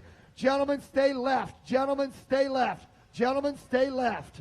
As Remy Peltier-Roy, Isaac Howe make their way across, we reset our clock here right now, counting up to see exactly what their advantage is, as it looks like Chris Uberti bringing the charge across there, and right on his wheel, 282 on the back of David Coelho with the United Healthcare of Georgia, presented by the 706 Project. Those are your four riders up the road right now, only separated by right on about 30 seconds. And look at this field as they make their way through. Many thanks to the SRAM neutral support folks. Fantastic work in our wheel pit, getting these riders back into this race safely as they roll through the rest of the field. Now these guys, you can see they're over there trying to get the bikes tended to. They will be back on the circuit in just a few moments. Wow. I need a cigarette after that. That was something.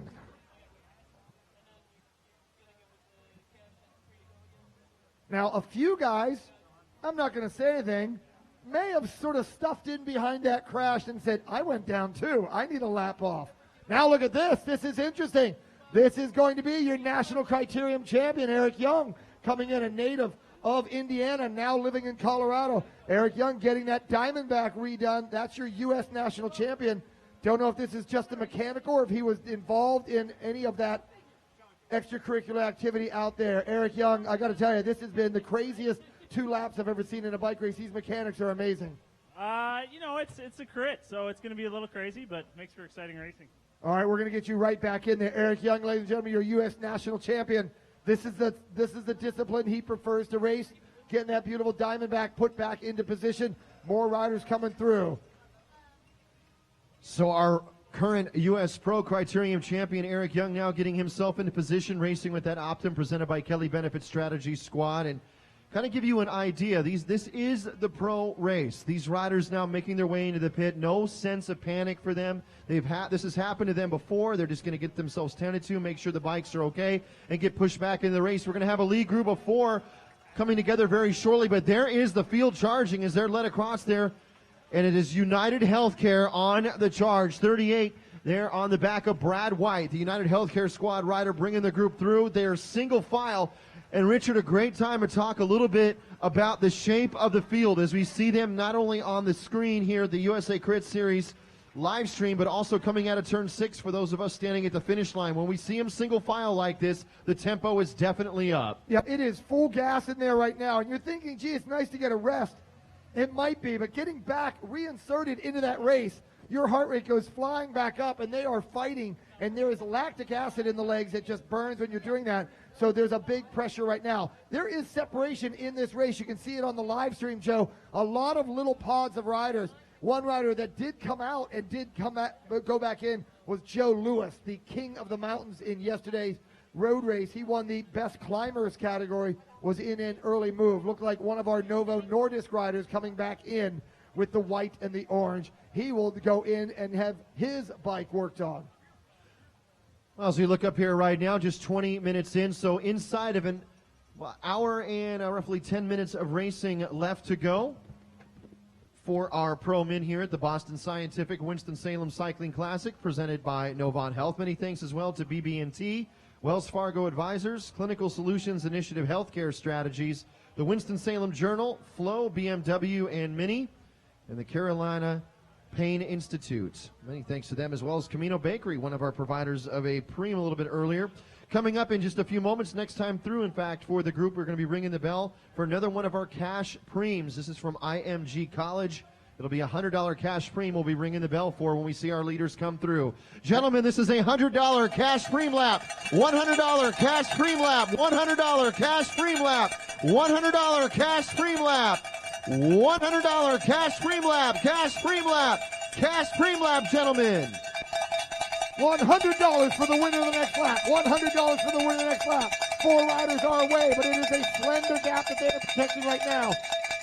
So what you've got riders entering stage left, and they are exiting stage right. This is a huge field, John Leffler, and it is amazing with that huge fracas that we just went through that they are still that large of a field. This rider is nursing a shoulder. I hope he's not down, didn't go down hard.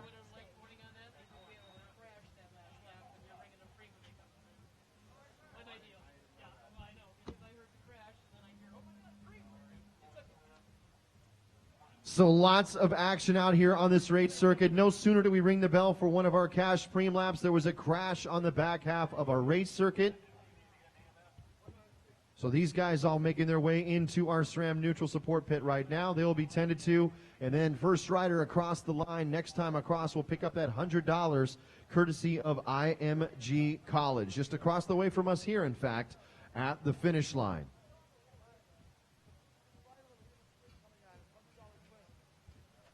Trying to keep it a little bit more sane with this sprint coming up. These 4 riders are going to have riders entering from the pit area.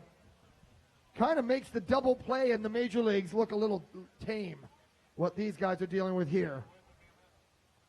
Now, one of the things with the free lap rule, you'll notice these riders, many of which might cut the course to get themselves back to the SRAM neutral support pit. You are allowed to do so, but one of the things that they will not allow you to do is ride backwards on the course. So as they make their way out of turn number 6, this will be for $100 courtesy of IMG College on the line. And there's United Healthcare powering there to the front. Looks like it'll be Brad White taking that one out. No, in fact, I'll check real quick here. That was actually Luke Keogh. Luke Keogh taking out the $100 courtesy of IMG College.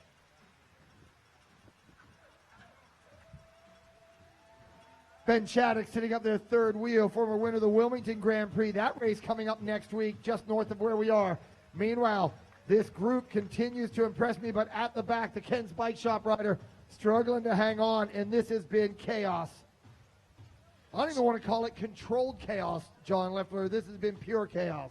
Well, controlling the front end of the chaos last time through, as we mentioned, United Healthcare rider Luke Keogh picking up the $100 courtesy of IMG College, followed by Kevin Muller via the Champion System Stands No Tubes squad. That's a team that has been working very hard here at the front end of affairs since the start of this race, along with Garneau Quebecor, whose rider Ben Shattuck there was sitting third wheel, followed by Alexander Ray, podium finisher yesterday in our road race with the Hincapie Sportswear Development Squad. Then it was Alex Candelario in his final year racing as a pro, with Optum presented by Kelly Benefit Strategies. Adrian Hedgeberry in 6th, followed by Isaac Howe. And then the rest of your men's field as they continue to power through. Again, right over about 24 minutes in. So we'll be about a third of the way through this race in the next 5 minutes. And right now it has been full power for these riders powering their way around our 9/10 of a mile circuit here on the streets of downtown Winston-Salem. Anthony Canaveri coming into the pit area, trying to determine what the problem is, talking to our pit official to see if everything is okay. One bike might be coming loose here. This is going to be rider 124 coming into the pits. That's going to be Stephen Hirsch. Meanwhile, the riders that are on course, we'll be seeing them come around that final turn shortly as we are looking at a very aggressive time in this race, but look at how it's starting to maybe gel just a bit. Hincapie Development up on the front. That's going to be Joe Lewis, who was yesterday's King of the Mountains rider. Candelario moving up with the orange helmet as well. And coming through as well, that's going to be Carlos Alzate from United Healthcare. But, John, I don't see any teams together. It seems to be just a wild affair right now. No organization by any of the teams yet. But that always changes. This is a race of survival right now. The first 40 minutes of this race, really the first half of this race, is going to be all about just holding on, because what you're going to start seeing over about the next 10 to 15 minutes is riders that are going to let those little gaps open up, and then our race officials, just to keep this race circuit clean and avoid any more issues with lapped riders, they're going to start pulling riders out of those gaps, and then we're going to get down to what we had, a much more manageable group. Remember with our women's race, it just wrapped up a little over a half an hour ago. We started off with 97 riders. It was less than half that actually finished the race. So this is a very quick circuit, and these riders right now are just battling to get themselves up into the top half to avoid getting pulled. Riders right now on the downhill, and if you go to the downhill at the bottom of the turn onto 7th Street, it is an off-camber turn. That's where we had that huge crash. What that means is that the banking goes against the way you want it to go. It's the opposite of what the NASCAR drivers get to have in the banking on Daytona. It is actually slanted the opposite direction. So that makes it even that much harder to manage your bike on that off-camber turn.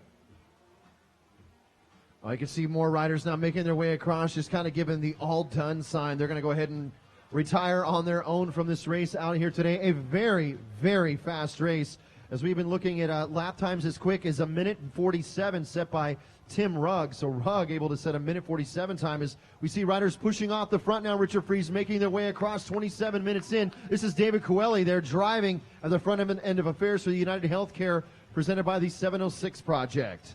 Yeah, and Quelly's one of those riders that's really making a name for himself this season. You've been on the circuit, John. You've actually told me before, Quelly is one of the guys that has really been impressing you all during this season so far. Novo Nordisk, they need to sew that rip shut right there.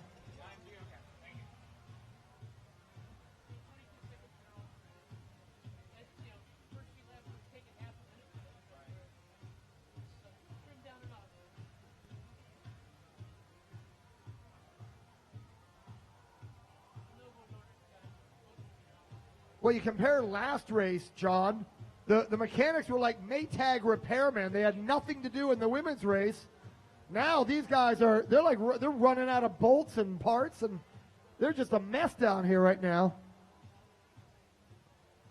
Well, you can see all the mechanics just lined up. They do their job so incredibly well, and it's just invaluable to the riders out here today. And many thanks again to SRAM Neutral Support for being on the scene, as they were yesterday as well. But we go back to this circuit right now, 9/10 of a mile, 6 turns, and turn number 4. That's just off from us here at the finish line, about the midway, a little over the midway point.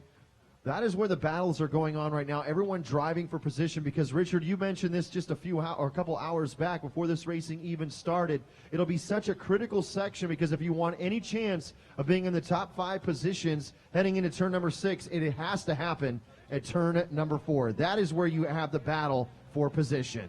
Yeah, that's really where the women's race was won, right there. That's where the move was made. Meanwhile, as we see the front of our affairs, our winds are starting to pick up, and that's going to change this course, less so on the home stretch, more so on the downhill. Now, look at this. Quebecor Louis Garneau again going. Brilliant ride right there. I believe that's Remy Pelletier going again. Yeah, David Coelho there, followed by Remy Pelletier, Roy, and Tom Scugins of the Hincapie Sportswear Development Cycling Team. Those are your top 3 as they rolled across. Now the rest of the field in tow, as they all look to get back on terms, heading down into turn number 1.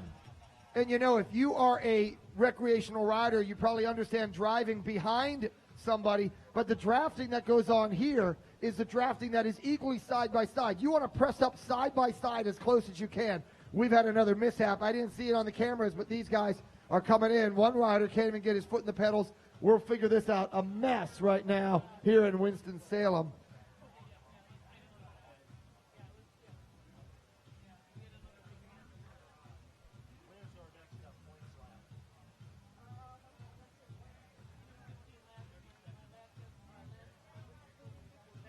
Standing by right here, Ken, the 5-hour energy rider, Christian Parrott. Christian, another group of you guys in here. What happened out there on that lap? Looks like a couple of guys have ripped clothing. Yeah, there was another crash in that second to last corner, and it's pretty narrow coming through there, so if guys crash in front of you, you just roll straight into the pileup. So a lot of guys, just when guys go down there, are going straight into the fencing. All right, good luck getting back in there. Nicely done, you gentlemen. What happened to your shoulder? You're all ripped up. Yeah, it's hard because in these corners are really tight, and not everyone's taking the same lines, so yeah. All right, good luck out there. I won't pat you on the back because it looks like it hurts. Back to you, John Leffler. Richard Freeze down on course right now next to our SRAM neutral support pit as we have hit a third of the way through this pro men's contest right now, just right on 31 minutes in. As we are now going to be flipping things over. These are your two leaders right now. Remy Peltier-Roy in another break along with David Coelho. Scoogens there looking to come across the gap as these guys make their way through. Here is the rest of the field with the Hincapie Sportswear Development Squad looking to run a little bit of interference, Richard. Yeah, riders, you want to be moving to the left because another big group's gone down in a crash. They are moving in. We will see when they start them. They should get reinserted shortly. Our officials doing another good job to make sure it's fair. They will go now, and riders are off. It was Alder Martz of the Hincapie Sportswear Development Team that was sitting there in fourth position at the front of the field, and Travis McCabe of Team Smart Stop, yesterday's road race winner, holding down fifth spot. So some great riding from that young man here over the last 2 days. Don't forget, immediately following this race, we will go into our award ceremony right here at the finish line, and then we will continue with our block party just down the road a little ways, as the Connells will be taking the stage, or will be on stage here very shortly if they haven't already. And then the Better Than Ezra playing at 8 o'clock tonight here, all a part of the Boston Scientific Winston-Salem Cycling Classic presented by Novant Health.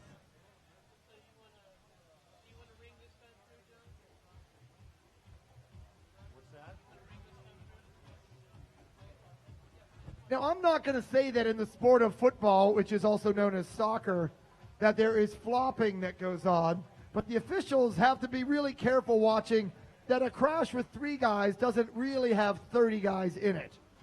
So we're going to be watching these riders, but this is such a fast, difficult criterion.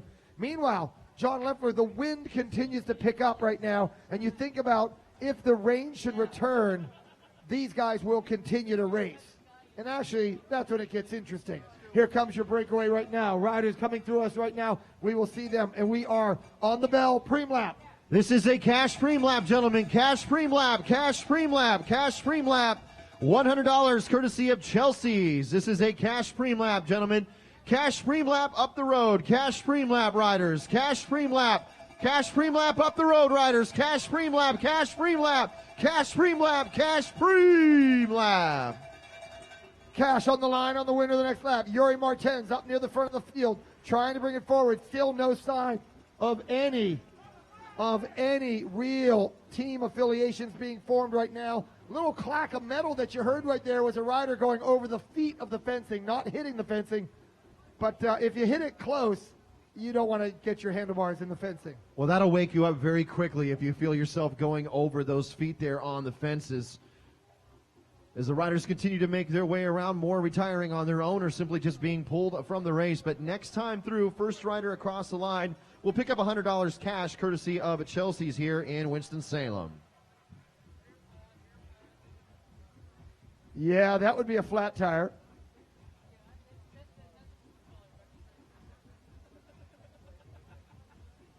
This is, things are just not going David Gutenplan's way tonight. This is a rider that had the mechanical right at the start. And David, you have a puncture. What happened out there? There's a couple of big holes you can hit out there. Yeah, I don't know.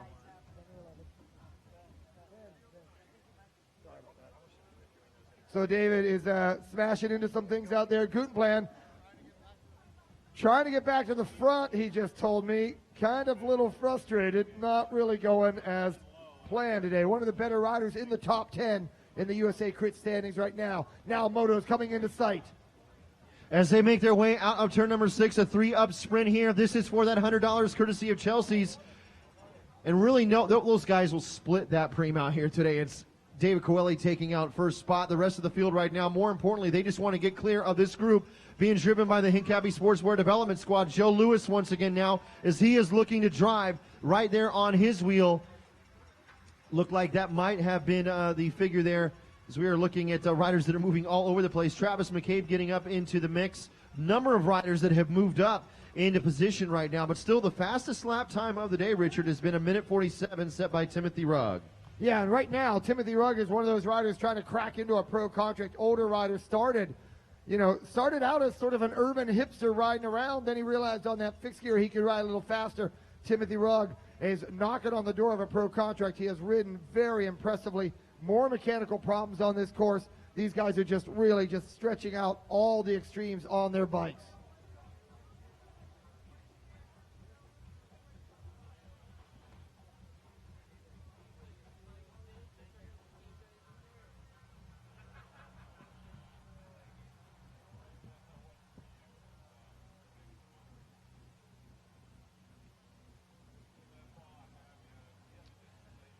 This is the Boston Scientific Winston-Salem Cycling Classic presented by Novant Health.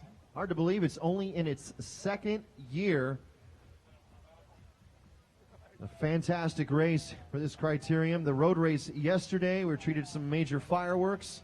We're going to see that here again as we are going to be coming up very shortly on the halfway point of this men's pro race. Right now we have 3 riders that have moved clear, including David Coelho and Remy Pelletier-Roy.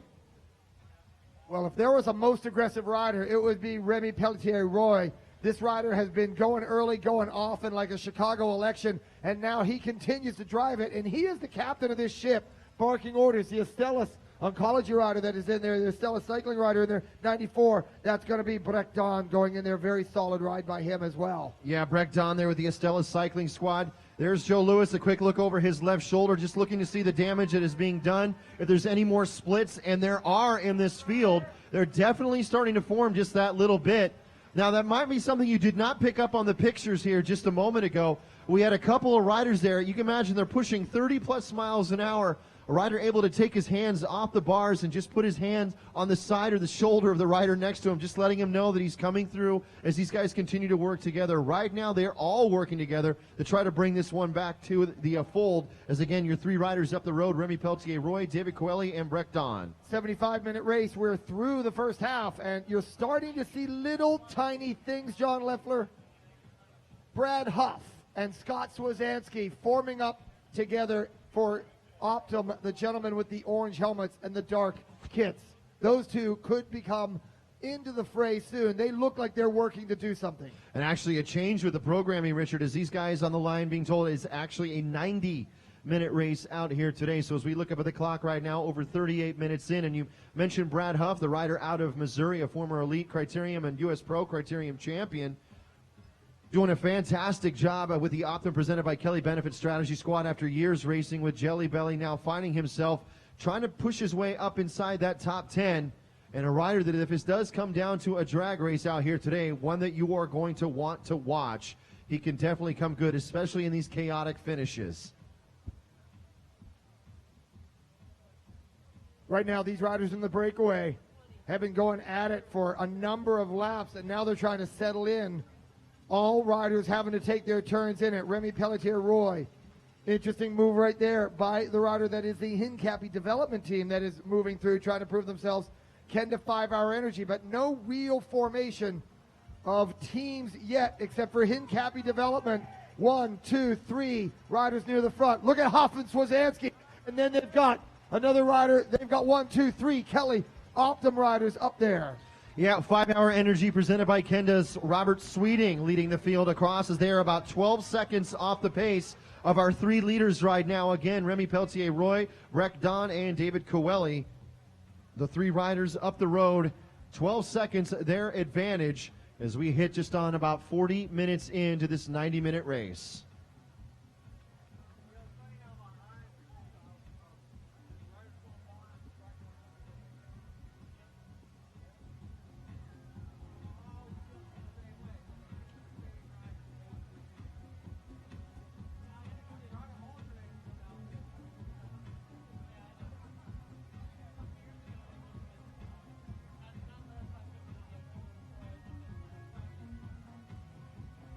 Kelly riders with the orange helmets, the Optum Kelly Benefits riders with those orange helmets. Notice in the middle, Mike Friedman, the man that is known as the Meatball. They were sitting about 50 back. Scott Swazinski, Brad Huff. All three of them came together and moved up to about 10th in the field. Don't be surprised if they emerge here very shortly. Riders right now on the 7th Street climb. We'll see them shortly. Still the fast time of day for a lap being set by an amateur. You have a sense that they're going to dial this course in as the race goes on. Leaders coming around the corner. Remy Pelletier-Raw coming around for Quebecois, Louis Garneau. These three riders are just committed to this move. This is the best chance they have right there. Rider up on the front is going to be David Quelly, the rider that is really out to prove something this year. And this gap is growing. We are over 10 seconds, and I am feeling raindrops on this course. And this course might just get a little wet, boys. It's down to 19 seconds. They are growing. That breakaway is growing. Look at the shape of the field right now. All over the road. No real commitment. The speed has gone down.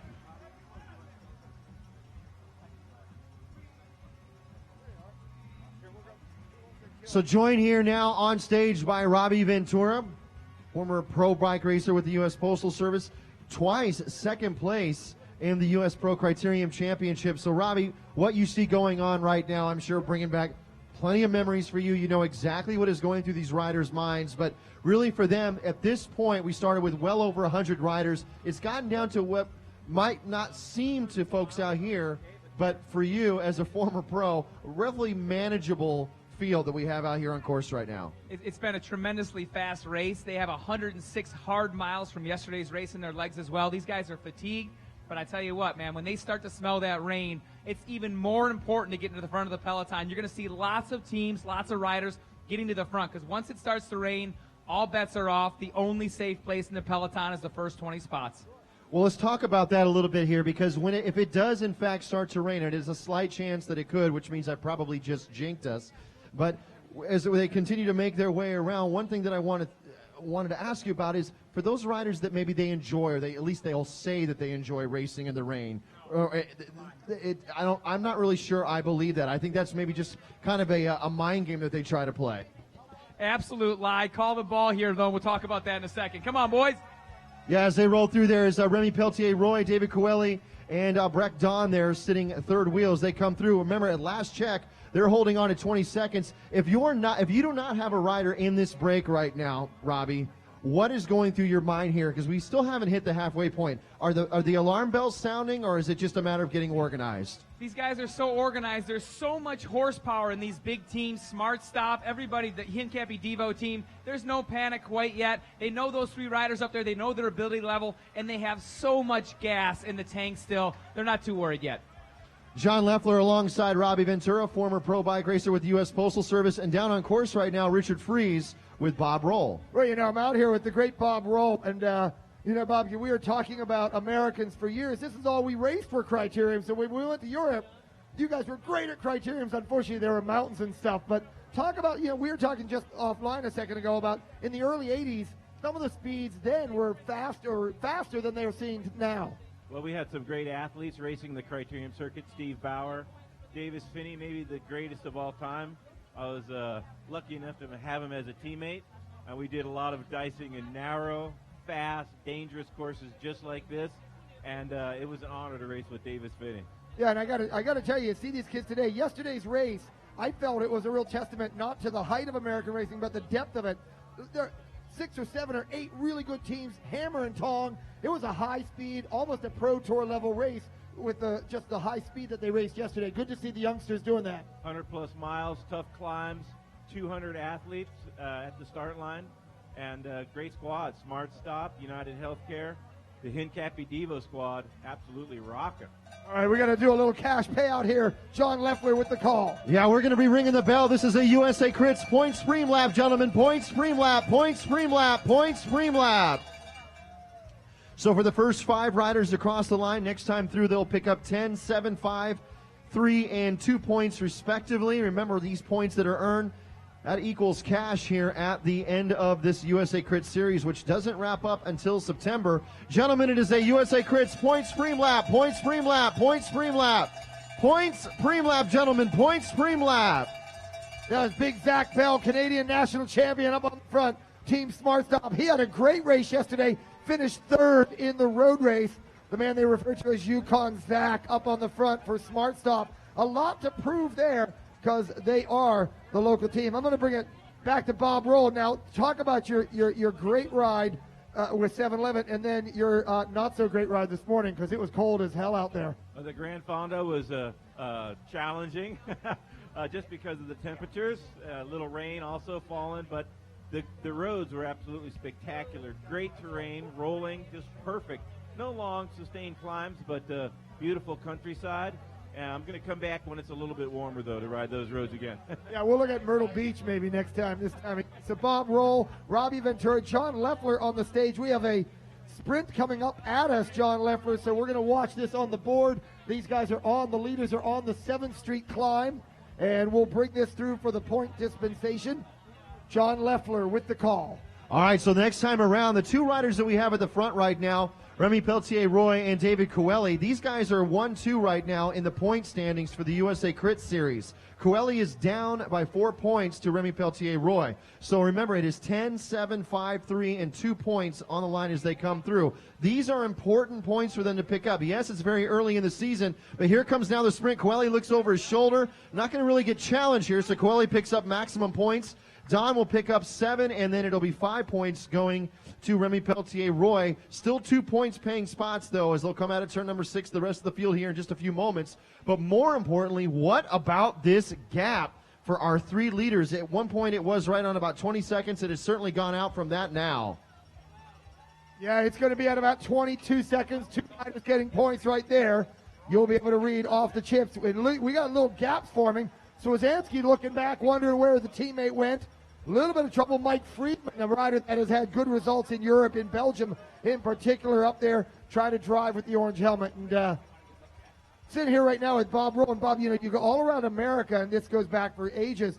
Obviously in Colorado, great mountain climbers, great road racers. California, where you actually got started, great all-arounders. But the Southeast, these guys are nut jobs for criteriums. It's like it's all they want to do. And they're extra good at it. You ever go into a region and guys can go through corners like you've never seen before? Yeah, it was a bit of a shock to the system to come to the Southeast. Athens Twilight, and just the pace was twice as fast, twice as dangerous, and just surrounded by bloodthirsty lunatics throughout the pursuit. And it shocked me. It took a while to get used to. Of course, our crit guy, Davis Finney, was so good at this discipline. And actually, to be honest, it helps young riders develop great bike handling skills, explosive powers, and fearlessness. So it's so precise and so technical, the crit racing, that it produces great athletes. It doesn't put as much stress as the long, hard, mountainous road races for the younger riders. So we actually have a great system in place in North America for this crit type of system to develop young riders. And you see a lot of guys developing through our system, and it's been great over the years. Well, we're going to bring our leaders through here, call these guys through, back to John Leffler on the stage. Yeah, last check, 21 seconds the advantage for Coeli, Don, and Peltier-Roy as they make their way through. John Leffler alongside Robbie Ventura, and this ride from Coeli, maybe not too much of a surprise. He was on fire yesterday in the road race as well. So impressed with this young guy. Bob and I called the online feed yesterday, and we said a lot about Coeli and how strong he was off the front for at least 4 or 5 of the laps. He's very, very strong. They have the ability to recover, come back right off the front here and just pull this breakaway around. This guy's going to get a contract. This is the kind of racing that you have to do if you're a young kid wanting to break into the pro ranks. He's making a big splash here in Winston-Salem. Racing with the United Healthcare of Georgia, presented by the 706 Project. So as we are coming up here on 50 minutes in, remember this race scheduled for 90 minutes of racing. So we got about 40 minutes left out here on course. John Leffler alongside Robbie Ventura, and down on the street, Richard Fries with Bob Roll.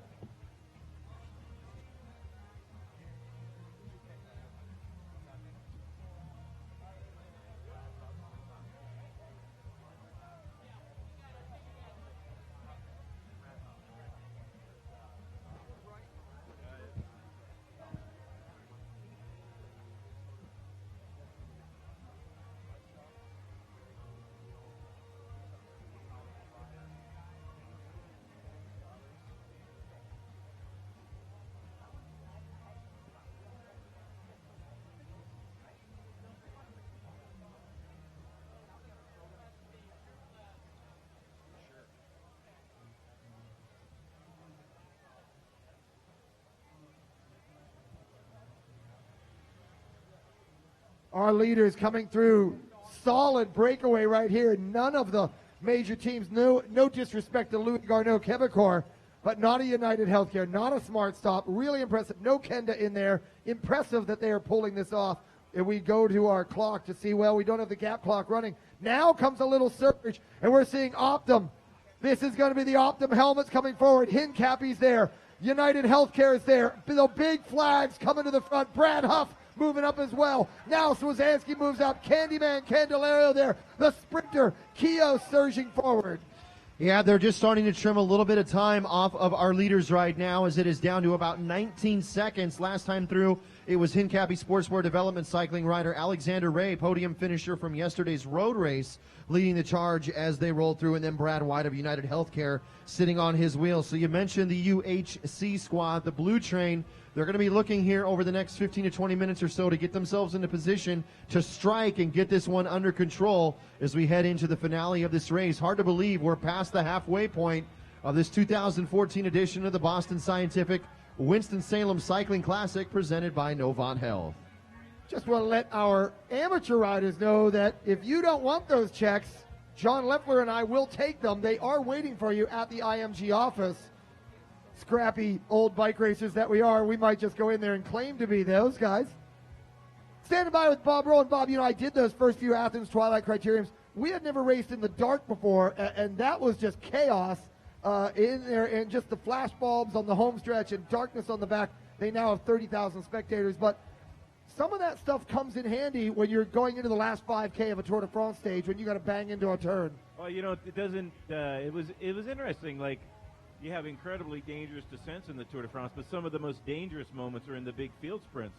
But developing our athletes and myself in particular, it didn't bother me. You know, it was normal. You have guys, bodies flying everywhere, and you know, you're rubbing elbows, you're bouncing off handlebars. There's barricades, and it never bothered any of us because we developed here in North America, doing just like what these riders are doing here tonight. Yeah, and I got to go race in Spain, and the Spanish, like, you can't get near them without them just squealing. They're like balsa wood, man. So great to have you on board. We're going to keep coming back here with some more content. Back on Leffler on the main stage. Yeah, last time through there are three leaders. Their advantage down to 18 seconds, as was Travis McCabe, yesterday's road race winner with Team Smart Stop, leading the group across. As we come up on the 54-minute mark.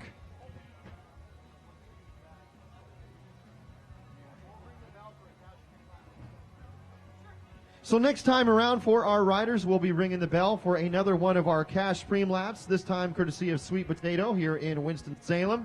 It'll be a $100 cash preem lap. We'll ring the bell when the riders roll across next time through here at the Boston Scientific Winston-Salem Cycling Classic, presented by Novant Health.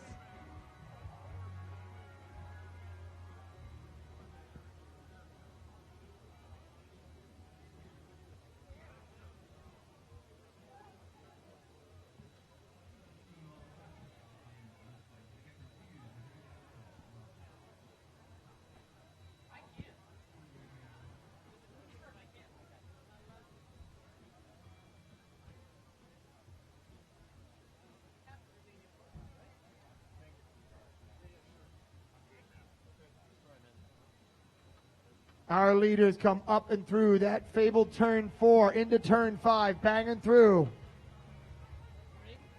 As we get ready to ring the bell, this will be a cash preem lap, gentlemen. Cash preem lap. Cash preem lap, riders. Cash preem lap. Man, so Quelly is just banging on those pedals, John. So as they continue to make their way around, we ring the bell for these guys as well. Let them know there is a cash preem lap up the road. Cash preem lap up the road, gentlemen. Cash preem lap up the road. Cash preem lap up the road, riders. Cash preem lap up the road. Up the road. Cash preem lap. Tim Rugg up there, very frustrated by none other than the great Scott Swazanski, both products of the Mid-Atlantic. Doing the sound checks down there. We have Better Than Ezra playing tonight, and I don't know, you going down there afterwards? Have you tried out the food in the county jail yet here? Fortunately, I have not, but I will be going down to see the music a little bit later and listen, yes. You know, this is a lot what makes European races so big. They always have a lot going on, carnivals and Ferris wheels, and it's cool to see just the infrastructure of American racing. Back in the 70s when you started, it was 2 cones, a folding chair, and a bullhorn at a lot of big races. Yes, that's about right. And your parents, if you were lucky, were out there cheering for you. But the Criterium Series in the United States has developed, and it's great racing, and it brings out the fans. It's great to be a part of still. All right, we're going to go back. Our riders, our leaders coming up 7th Street, Richard Fries with the legendary Bob Roll getting set to travel to Europe as we get ready to start all of the classic. We move from the spring classics to the Grand Tours. We might maybe squeeze in a little bit about how great Paris-Roubaix was this year, maybe one of the best editions ever, and how racing like this develops riders for those one-day classics. Richard Fries with Bob Roll here, John Leffler on the stage with the great Robbie Ventura as well, and we've got some money on the line. John Leffler with the call. As they make their way out of turn number 3 here now, Breck Don's looking to pick himself up the $100 courtesy of Sweet Potatoes. He comes across the line. One of the first times that we have seen him make his way to the front. So as they roll through now, we just look a little bit further back, trying to get a sense for exactly what the gap is to the rest of the field. These guys are starting to bring it back now. They're starting to shut it down just that little bit. We see some more riders taking control at the front end there, including 64, that on the back of Yuri Martins with the Amore Avita squad, Sella SMP. Now, this was a rider that early in the road race yesterday, Richard, was an animator of it, and we can see him now doing the same for his Amore Avita squad. Well, yeah, you're seeing these riders, and you're starting to see a lot of the weaker, the younger amateurs sort of letting gaps open up a little bit. And we're moving into a point where some of the pros have been very, very patient. And, you look at these one-day classics, and although we love the Grand Tours, Bob, you got to have affection for the one-day guys because it really is a particular guy, and we get to see it like Paris-Roubaix last week. One of the greatest Paris-Roubaix of all time, and it's races like this that get you ready for that. Oh, absolutely. This is great for your development, your reflexes, your fearlessness, bike handling skills, all at a premium and explosive speed. So as you get fatigued one-day classics, it's the guys that can keep jumping deep into the race after doing cobbles, and this is for that, especially for I have a couple of GC guys, Andrew Talansky and TJ Van Gardner, but there's one young American rider, Finney, that wouldn't surprise me one bit to see him up in the front on the podium and eventually winning Paris-Roubaix. He won the under-23 version twice, so he had a little bit of bad luck this year,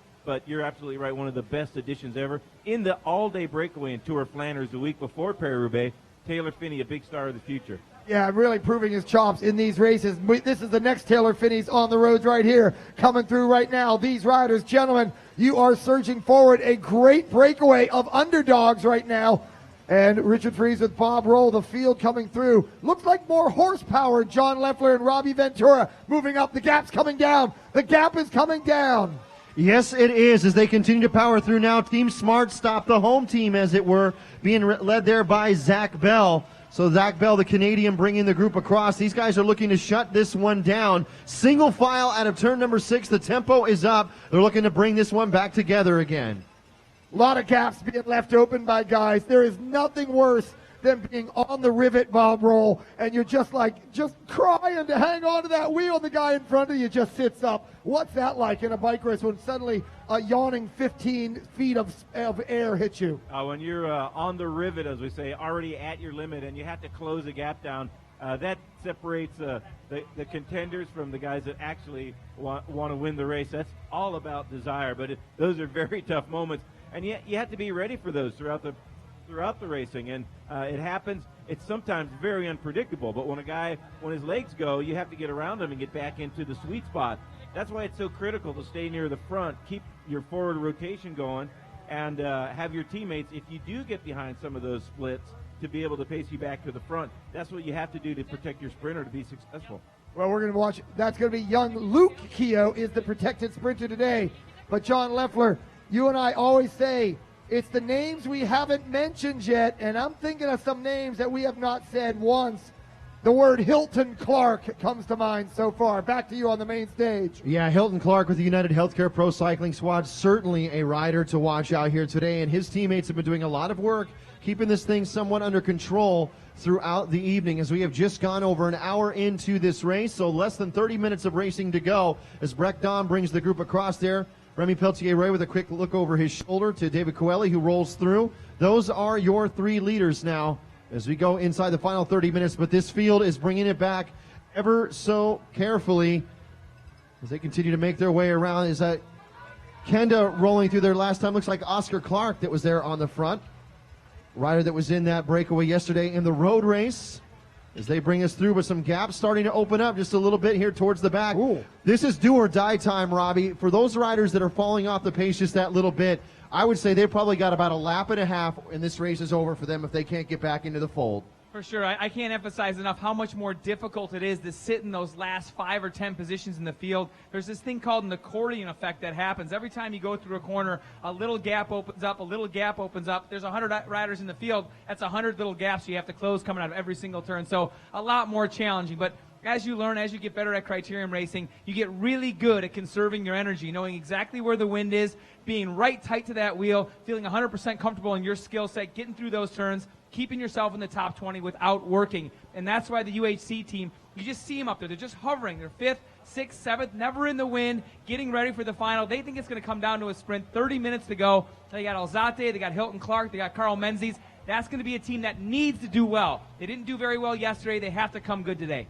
Well, and that's one of the things for a lot of these other teams racing against United Healthcare right now is trying to crack the code. How do you break that UHC blue train coming into those final few laps? If you're one of these other teams out there today, a lot of work has to happen right now in order for that to happen. Give me some ideas of what the teams are trying to do to try to break that apart and not allow UHC to take control of the race. UHC has such a devastating lead-out train. They get all their riders in the front. They can hold 33 to 34 miles an hour. It's almost impossible to pass them. They have to soften those guys up by getting them to commit to the chase today. No one's chasing. They're saying, hey, UHC, you're the crit leaders. You're the best guys in the race. You bring this break back. We're not going to do it. That is Robbie Ventura, former 2-time second-place finisher in the U.S. Pro Criterium, a member of the U.S. Postal Service. As we look and Zach Bell bringing them across, Richard Freeze single file, the gap starting to open up. Yeah, and Zach Bell's up there. Now, we talk about the UHC. That is the team in blue, United Healthcare. They're sprinkled all throughout.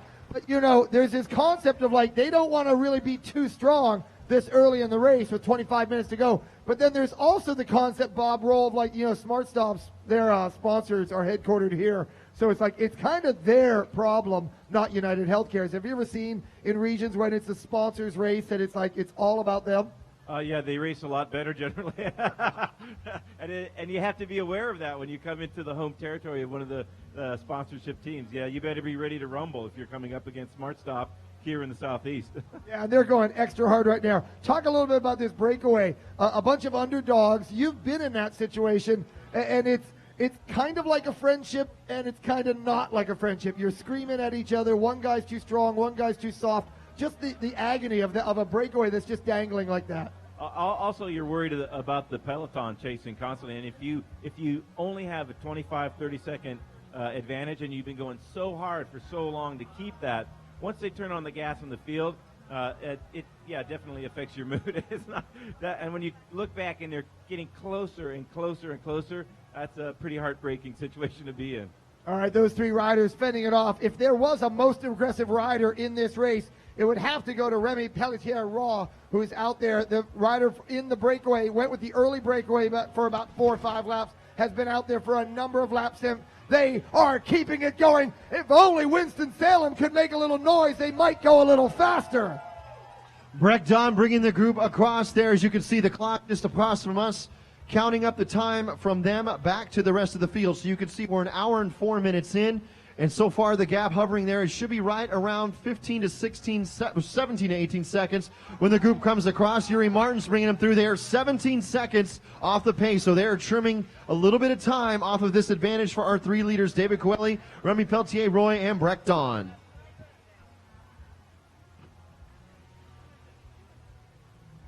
Richard Freeze and Bob Rowan. Now, Bob, because you've had so much experience at this, yesterday we get to see Smart Stop. They're all, you know, they're high-fiving, they're having a great day, and some other teams pooped the bed pretty bad yesterday. And I was just wondering, in your experience, I was on a team once in Spain where we really rode poorly, and they just pulled the car over, threw our bags off out of the car, threw our bikes off, and drove away and left us to ride the last 10K. What's like the worst, like quietest, worst, like post-race meeting you've ever had on some of your teams? We lost the jersey in the Tour de France one time. That was a pretty tough day. But you know what? We had it for 10 days in 1990 with Steve Bauer. But and it was because he had expended so much energy to get the jersey. We knew it was going to happen eventually, but it didn't make it any easier. It was a very tough day. Maybe it's a little bit comparing apples to oranges, but I think that the riders that weren't successful, the teams that weren't successful yesterday, they have a chance to rectify that on tonight's race. So watch for United Healthcare especially to have some extra motivation. They did definitely seem to be on the back foot throughout yesterday's race, and they were always chasing. They never could find the breakaway, but then and then tonight they have a chance to rectify that.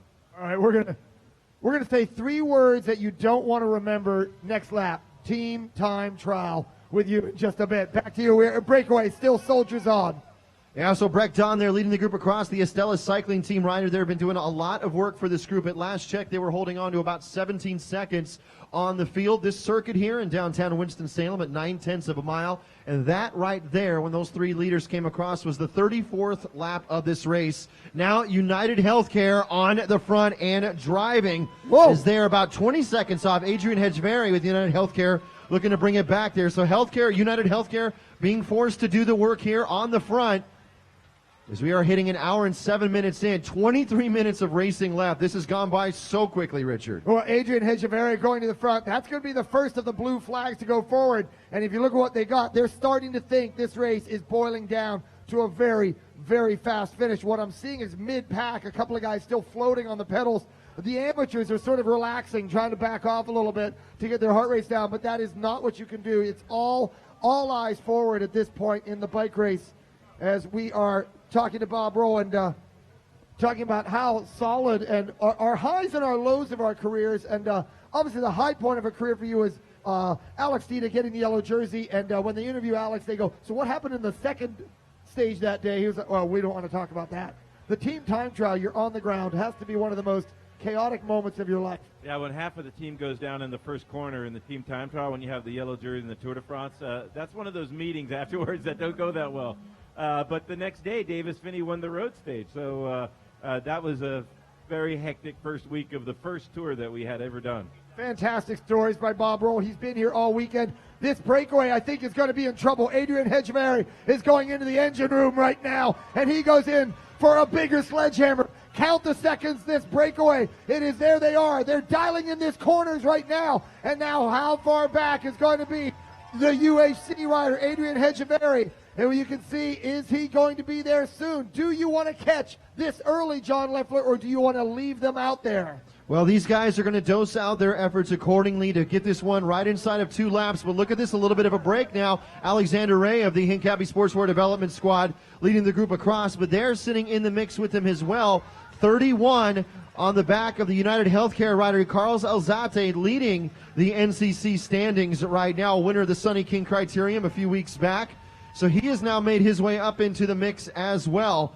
So that you can see about 30 seconds separating the front end of the bike race to the back for our pro men.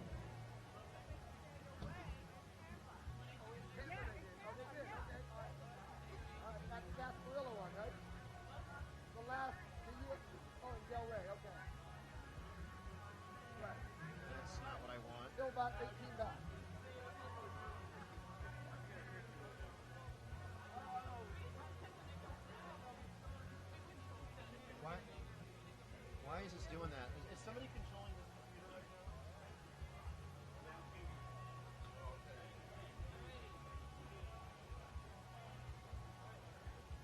We go now into the business end of this bike race. And what starts to happen, and you know, you're up there with Robbie Ventura, and a famous crit rider in his own day. And one of the things that starts happening now in the last 20 minutes, John, is the course, you've dialed in a line. You've been hitting that line lap after lap after lap. But now, John Leffler, there's going to be some new lines, a faster line. If the addition of rain comes in, a whole new chapter will be written.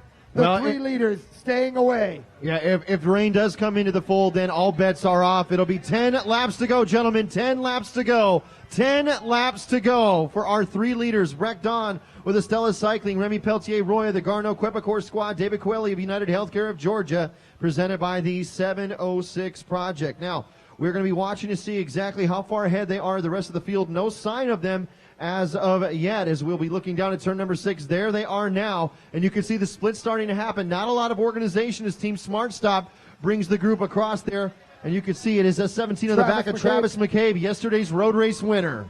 Yeah, Travis McCabe, 24 years old, totally impressive young man. Solid advance right now. More riders. You can sense that the front is starting to see a whole change, and that with that Smart Stop team up there, the local sponsor, very important. And John Leffler, don't forget that Remy Pelletier-Roy did very well in staying away in earlier crits. Don't forget he won the Sea Otter Classic. People are respecting this breakaway, but they don't want to catch too soon. They're feathering this breakaway. Now, as we go inside now of 10 laps to go for our pro men, a reminder, $15,000, the cash prize purse for this race, paying across 20 places. Our three riders are leaders up the road right now, but there are 25 places, in fact. So it's 25 places for our pro men out here today. So these riders at this point, everyone battling for position because they want to be able to earn that prize money. They can go back to the hotel rooms after and count up their winnings. We have two more preems to hand out here as well. Inside of 10 laps to go of this Boston Scientific Winston-Salem Cycling Classic presented by Novant Health.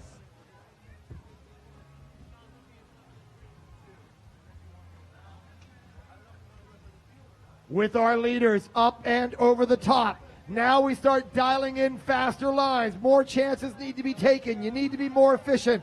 I got to tell you, Quelly's amazing. 9 laps to go, riders. 9 laps to go for our leaders, Breck Dawn, Remy Peltier-Roy, and David Coelho. 9 laps to go. Now those three riders, they've got a good look at all the information. But the main field, these guys are in traffic with 9 to go. Travis McCabe, who was brilliant yesterday. Preem lap, gentlemen. Preem lap, gentlemen. Preem lap, riders for the field. Preem lap for the field. Preem lap for the field. Preem lap for the field. Preem lap for the field. Preem lap for the field, riders. Preem lap for the field. Preem lap for the field, riders.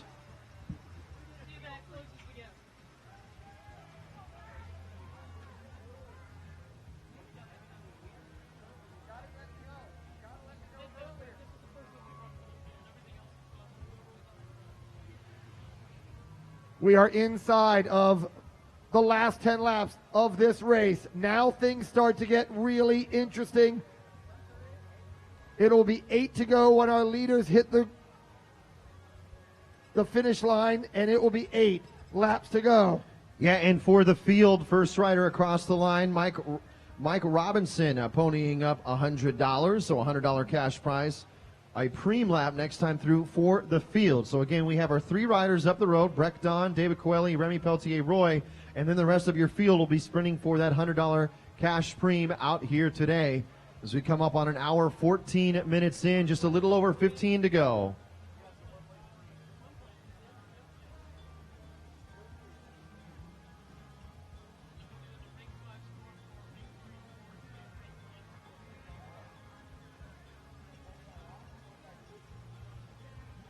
Our three leaders come barreling into this turn. Nothing for them. Nothing for them. But there is something for the field coming up. Remy Pelletier-Roy, really fantastic. Now comes this preem sprint. And remember, free laps are over with 5 to go, so the mechanics are starting to stand up, getting ready. Doing squat, thrust, and stretching, getting ready. It might just get crazy here late in the race. This is for the preem right here. As they make their way across, just a quick look under the shoulder there, Oscar Clark of the Hincapie Sportswear Development Squad picking up that $100 courtesy of Mike Robinson. Now you can see Carl Menzies of the United Healthcare Squad just to look over his shoulder to see where the rest of the field is, the damage that is being done. As we are now inside of the final 15 minutes of racing for our pro men out here today at the Boston Scientific Winston-Salem Cycling Classic presented by Novant Health. More folks making their way here to the finish line as we get ready to go.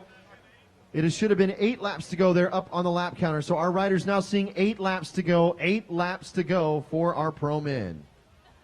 We'll handle the numbers. We'll handle the words. You guys do the numbers, okay? Richard Trees with Bob Roll. And Bob, at this point, when you're in a big team and all of a sudden you're trying to keep your bike upright, you're trying to keep your heart out of your throat, and now you've got to sort out where your guys are. It's like the French Connection. You know, you're chasing people on a subway platform. How hard is it to find your sprinter, to find your lead-out guys, to get organized in this chaos? This is a critical moment in the race, 7 to go when they come around, and that gap went up by 7 seconds in one lap, even though it was a preem for the field. And you see the United Healthcare riders not exactly as organized as you would like them to be. They're dispersed throughout the field. You want to see 4 or 5 guys right near the front, right near the tip of the spear, so they can start working together to close the gap down. It's going to be very tough to catch the 3 in front. I'll just say that right now. All right, Bob Roll likes these chances of these guys. John Leffler, here they come. With 7 laps to go, riders, 7 laps to go there. Remy Peltier-Roy at the front. The Garneau-Quebecois rider with Coeli and Don on his wheel. These guys have done a fantastic job out here today. As we watch the clock now, it's been hovering in that 18 to 20 second range. Their advantage on the rest of the field. There they are now. Looks like a couple of opportunists looking to make their way across, as it'll be right at about 21 seconds. Oscar Clark there and right on his wheel. That was Thomas Brown of the Estella cycling team, so running some interference. And the rest of our riders coming through with 7 laps to go. 7 laps to go, riders. 7 laps to go. Yeah, and Luke Keogh, the sprinter for United Healthcare, has said, I'm not going with the train. He's jumping a wheel. So I think there may be something going on here where Luke Keogh is not confident in his train. That train that was so perfect last year with both Jake and Luke Keogh looks very much under stress right now. And you are looking at this, and I wonder if there's a little bit of a game of chicken going on between United Healthcare and our friends at Team Smart Stop. Have you ever seen a situation where, like, we're not doing anything and they're challenging Smart Stop to maybe take control of the race? You don't want to tow the other fast riders across to the breakaway. That puts your guys under stress. So you got to play your cars absolutely perfectly. 6 to go when they come around, and the gap's not coming down at all. 21 seconds on that last lap. So they're going to have a tough time catching the breakaway, let alone lead out the sprint. And, you know, with 6 turns per lap, it doesn't take a whole lot of teammates to disrupt the rhythm of the chasers. So one thing I have not seen is a lot of the Louis Garneau-Quebecois team doing a whole lot of noticeable blocking, but really you can be 8 or 9 back and just screwing up the rhythm of the field as they try to chase. Here we are right now, more riders coming in. We are at 6 laps to go on the board, 6 to go. This is going to be something. Gentlemen, you've been out there a long time. It is 6 laps to go. You are 6 laps away from absolute Herculean victories for these riders. It is at 21 seconds. Further back, John Leffler. Will we see the colors start to match? Well, we talked about the United Healthcare squad here a little bit ago. Luke Keogh making his way to the front. These guys right now just trying to get control of the front end of this race. Now, here we go. We got a group of 4 now, including one of the riders from UHC. Incabby Sportswear Development. Estella's is in there, as well as Optum presented by Kelly Benefit Strategies. You got Luke Keogh, Thomas Brown, Oscar Clark, and Scott Wazansky, and now the rest of the field in tow. So we have the right colors up the road right now that are forcing the hand of the rest of the field. 10 to 5 hour energy, though. These guys don't have anybody in the front 8 riders. They're going to have to do a lot of work. They're trying to power their way to the front as we are now inside the final 6 laps. Curtis White is the young CCB rider, first-year senior, a cyclocross star, going across the gap alone late in the race. He was seen yesterday after that long-distance road race, Bob. You know, a young 18-year-old, 19-year-old. He was just twitching as they took him off the bike yesterday. He'd never seen anything that long or that fast, but great in the crit. Well, that's got to factor in also to tonight's proceedings because he had a really tough, hilly road race, over 100 miles yesterday, and that might be part of what we're seeing, fatigue in the legs of the chasers. Nothing in the engine room. It might be the call from the body. You know, the legs starting to really push back. As we look onto this course, watching on our live stream, waiting for the big push to come across, and it's not coming yet. And I think there is zero rhythm. The team that is right now, in my opinion, John Leffler, that is AWOL is Team Smart Stop. Where are they? They should be the team really getting organized. And I'm telling you, I think they're daring United Healthcare, but they're all waiting too long. No more free laps. Look at the mechanics. Bikes in hand. No more free laps. Winston-Salem, you've got to be the quietest crowd I have ever worked for. This is a points preem lap. USA Crits points preem lap. USA Crits points preem lap. Again, top 5 riders across the line. Next time through earn 10, 7, 5, 3, and 2 points. And that is going into their account here in this USA Crits Series, which takes riders across the country throughout the year. Criteriums all over the United States. As these guys are battling now, everyone coming across. This is a USA Crits points preem lap. Points preem lap. Oscar Clark now on the attack as he brings them through there. Brad White of United Healthcare sitting second wheel in the chase. Whoa. Man, that was a chop in the middle of that field. That was pretty scary. But one other factor in here, John Leffler, Hincapie Development, they're based in South Carolina. They want to prove something as well. They were brilliant yesterday. Other teams with a lot of pressure on them that are out there racing today. You've got all those amateurs and all those like CRCA Foundation guys. And there is a little bit of pride, John Leffler, with the guys that focus on the USA Crits as opposed to the bigger UCI teams. Well, as the group made their way through last time around, more importantly for our 3 leaders, Remy Peltier, Roy, David Quelly, and Breck Don, they have 25 seconds on the field. This is a points preem lap, so these riders looking to grab those very important USA Crit Series points, again awarded to the top 5 through at 10, 7, 5, 3, and 2.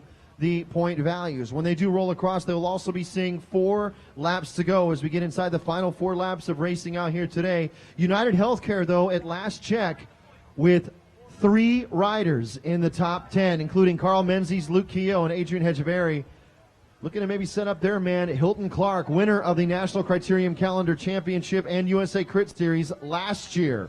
So as we come out of turn number 6, there are your 3 leaders, as they see 4 laps to go, riders. 4 laps to go. Wow, Quelly is just digging in right here. This is a marquee day for him. The winds have changed, John. It is now going to be a little bit of a tailwind here, and it's starting to come through this canyon of buildings. And look at this, a heat-seeking missile coming across, and that may be Oscar Clark again. And now we see, look at the blue train out of nowhere. The blue train appears, point sprints. As they made their way through there, so your top 5 across, David Coelho picking up maximum points at 10, followed by Breck Don, Remy Peltier, Roy. It was Joe Smith there of Hincapie Sportswear Development taking out 4th spot, and Carl Menzies of United Healthcare in 5th. But more importantly now, your top 10 that just rolled through included 5 riders in the blue and white of United Healthcare. One rider going in has lost the free lap, so that rider is going to have to chase if there is any mechanical that can be repaired as we get organized. Look at the front of this field. They've waited too long, but the blue train, they are sitting on the front of that field. They are bringing back the Hincapie rider. Now Optum just grabbing for anything they can to see if they can get out there. Mechanics at the ready with those bikes should there be a problem.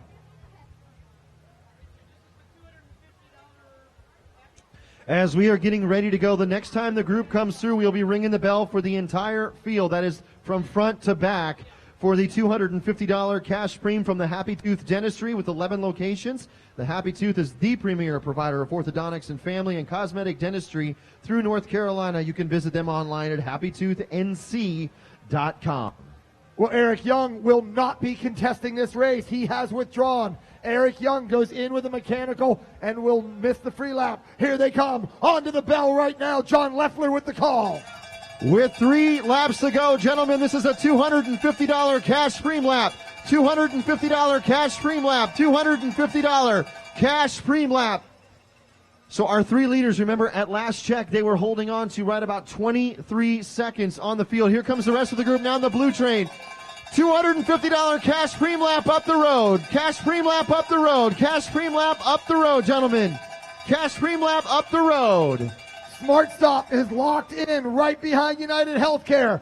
Smart Stop has locked in right behind United Healthcare, and they are going to count on their captain, Adam Myerson, to steer them through. But both teams waited too long to get organized. Both teams waited way too long to get organized. That breakaway looks very good. United Healthcare now getting organized and bringing back about 5 seconds, as it is a 15-second advantage for Peltier, Roy, Don, and Coelho going inside of 3 laps to go. Now remember, the rider first across the line picks up that $250 cash premium courtesy of the Happy Tooth Dentistry, and then we will be inside the final 2 laps of racing at this Boston Scientific Winston-Salem Cycling Classic presented by Novant Health. Right now, it is all about that breakaway. You ring that bell, I guarantee you, those 3 riders are splitting that preem. They are negotiating that. I doubt there will be much of a sprint, but they are going to be negotiating a deal to split that money. We will see whether or not that is the case. But right after the preem, they want to keep the rhythm going. They don't want to have a sprint because they are going to need each other to make it through these final laps.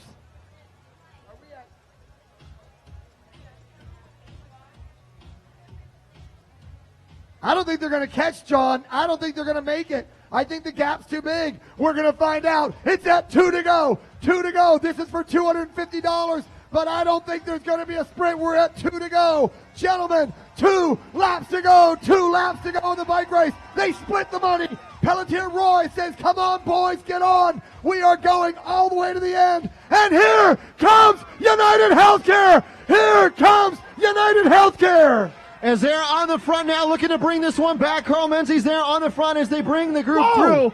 And they are just 13 seconds off the pace. 13 seconds off of our 3 leaders, Coelho, Remy Peltier, Roy, and Breck Dawn. 13 seconds separating the field from our 3 leaders that have been out there for the majority of this race, Richard. Alex Candelario just hit into Carlos Alzade like a middle linebacker, shoulder to shoulder, and just bashed his way into the train, trying to disrupt the rhythm. So Candelario, it is going full contact all the way out there. There's no crying in baseball, but there sure is crying in bike racing as these riders are now starting to go full contact. It will be the final lap to go. And John Leffler, on behalf of Robbie Ventura and Bob Roll, who helped us, I want to thank this crowd for doing a really good job. Let's see if you guys can make a noise. Unfortunately, they did not pay me my full rate. So I am going to take this next lap off, and I'm not working next lap. I'm leaving it up to Winston-Salem. You guys, I know it's a right-to-work state, but you guys got to do some collective bargaining and let me get a little noise on, Winston-Salem. This will be an amazing finish. The Blue Train charging up 7th Avenue. Will they do it, John Leffler? Can they make it? As we look down at turn number 6, we'll see our lead motos coming through here in just a few moments. It has been the David Coelho, Breck Dawn, and Remy Peltier Roy show here for the last probably 20 laps. The field is chasing just 13 seconds off, led by United Healthcare. But as they make their way out of turn number 6 right now, they are still away. They are still away with 1 lap to go. 1 to go. And there's the field. Optum is there. Optum broke through. Candelario is charging forward. Brad Huff on the wheel. Oh, my goodness. The humanity of it all. There is chopping of wheels. Oh, it is elbows, helmets. It's a pincushion of hell out there. As they roll through here now, this one final lap, 9/10 of a mile separating one of these men from the top step of our Boston Scientific Winston-Salem Cycling Classic podium. As they make their way around, we want to thank you all for being here. As they will be coming through, it was the Optum squad at the front, and who is sitting second wheel? Former U.S. Pro and Elite Criterium champion Brad Huff, his first year with the Optum squad, looking to upset the United Healthcare train here this evening in Winston-Salem. But United Healthcare has now broken through. My goodness, this is incredible. Now they're coming at it. They're going to catch the breakaway right into turn 4. Now they come downhill into a terrifying off-camber, dangerous turn. This is not for the faint of heart. Hold on to your kids, hang on to your hat, and leash the dog. They're going to go full gas into the off-camber, turn 3 before they come up 7th Street. They're through it safe. The breakaway is dangling 2 seconds in front of him. John Leffler with the call. As we look again to turn number 6, one final time. Will it be United Healthcare, or will somebody finally crack the code out here in domestic criterium racing and take out the top step of this Boston Scientific Winston-Salem Cycling Classic? Our lead motos now coming into view. You'll see one moto. Here comes our second moto, and then the rest of your Pro Mints field. We are going to be treated to a drag race, and there it is! Out of the final turn, up and out. It will be Breckton. Breckton with the win. Breckton wins the Winston-Salem Cycling Classic. Luke Keogh second for United Healthcare. But what an amazing, heroic win for Astellas. Upset City is Winston-Salem.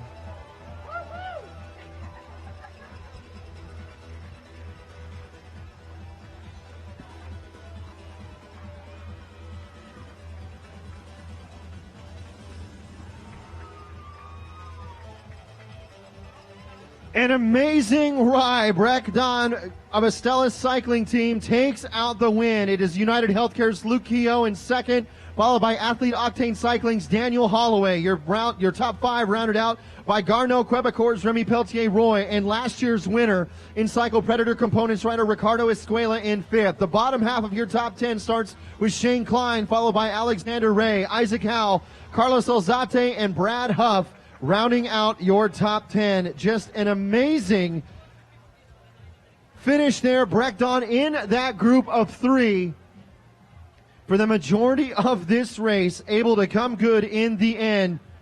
As we have wrapped things up out here today, an hour 29 minutes. Our pro men have wrapped up here the 2014 Boston Scientific Winston-Salem Cycling Classic presented by Novant Health. Next up for us, we will go to our interview with our race winner, Breckton with the Astellas Cycling Team, and then our podium presentation back in just a few moments here at the Winston-Salem Cycling Classic.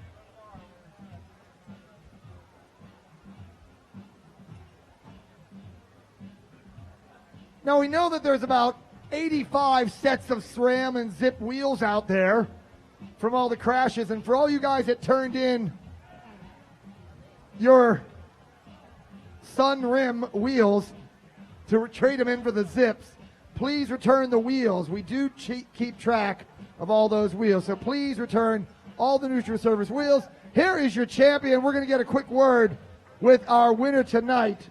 We're going to do this right over here. Mr. Donna, why don't you come on over here? Ladies and gentlemen, your champion tonight, Mr. Brecht Donna. Fantastic job. And just learned you come from Belgium, and this style of racing is very common for a man from Belgium. You just have to love the atmosphere of racing in America on this. Makes you feel almost at home. Yeah. I love all the turns. That's something we really like in Belgium. Did it help that maybe the bigger names, United Healthcare and Optum, they may not know much about you, the Belgian rider?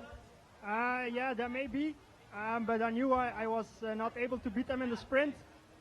So I tried in the attack, and it all worked out just fine. Now, 26 years old, am I correct? You're around 26? My race is at 26. But I passed 25 in November. Well, I got to ask you, you're in a breakaway all day long. Remy Pelletier was very good, but on the last lap, the other boys go back and you go forward. What made you make that decision to try to go forward? I guess it was on the adrenaline of catching the win. I really wanted to have a win in the next couple of races because I knew my shape was right. So I guess that was what made me do it. I got to ask you, when you come around the corner, you can feel, as we can say, you can feel their breath on your back. Yeah, the field is right there. How hard were you hurting, and how loud was this crowd for you to come around that last turn to get this win? Well, I was on the brink of an explosion. And when you get there, the crowd and the lights, is it the only thing that gets you through it? It was kind of a tunnel vision. I only saw that line, and it was all that was counting on that moment actually. But the atmosphere is really great. I really loved the public. These guys who are coming out to support us on a cloudy day. You are really awesome. Thanks. All right, Winston-Salem, we're going to recognize Breck Donna on the podium, your champion tonight. A brilliant win and an upset for the Astellas team against the best teams in America. Back to you, John Leffler. As we will get ready to go now with our podium presentation in just a few moments for our pro men here at the Boston Scientific Winston-Salem Cycling Classic presented by Novant Health. Congratulations again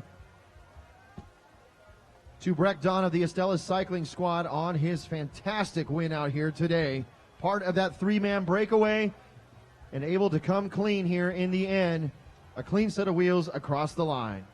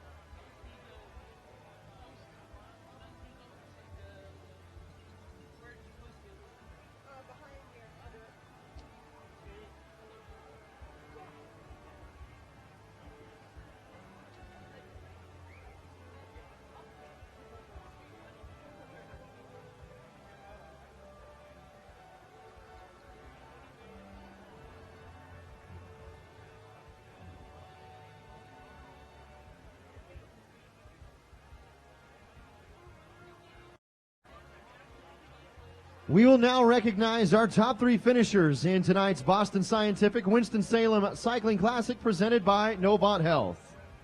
Want to welcome you all again to the streets of downtown Winston-Salem. We begin with our third place finisher, racing for Athlete Octane Cycling. Please welcome Daniel Holloway.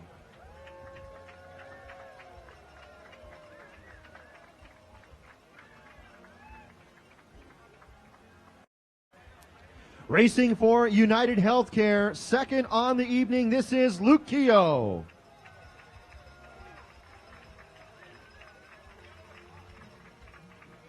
And your 2014 Boston Scientific Winston-Salem Cycling Classic presented by Novant Health champion, top step of the podium with a step, this is Breck Donna.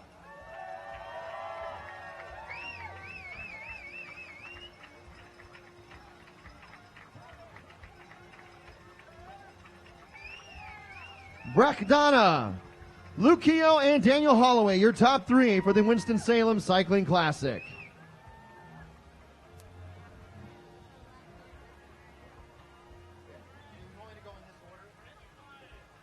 As we will move now,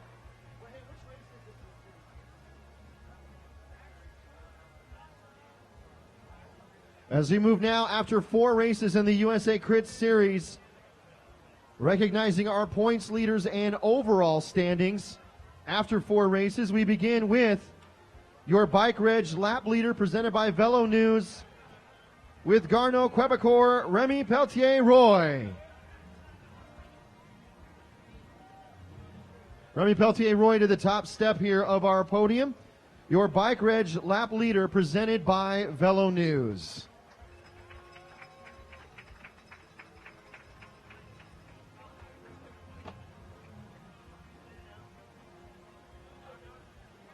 Your Maxis Best Young Rider with United Healthcare of Georgia, presented by the 706 Project. Please welcome David Coelho.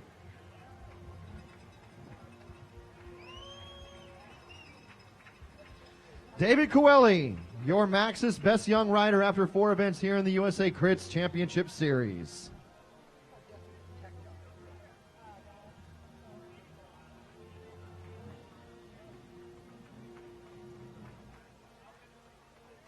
And now your top 3 in the USA Crit standings after 4 events. Third, with the United Healthcare of Georgia, presented by the 706 Project, please welcome Frank Travieso.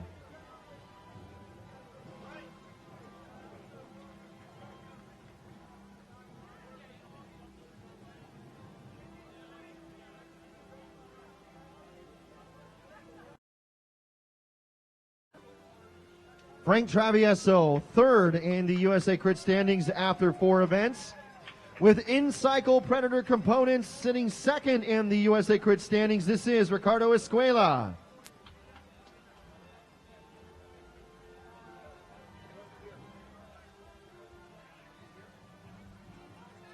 Ricardo Escuela sitting second in the USA Crit standings after 4 races.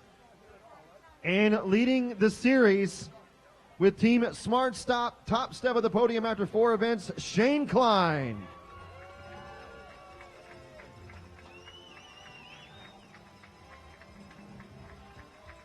Shane Klein, Ricardo Escuela, and Frank Travieso, your top 3 after 4 races in the USA Crits Championship Series.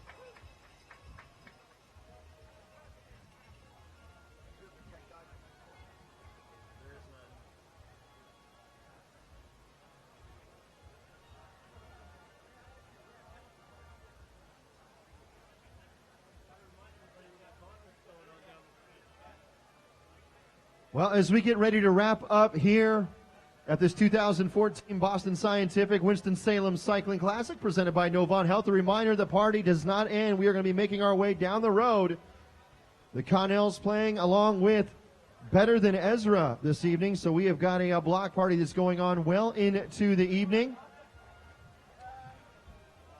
Want to thank all of our USA Cycling race officials, all of the volunteers, everyone that has made this racing possible this weekend. We started off with UCI Road Racing yesterday.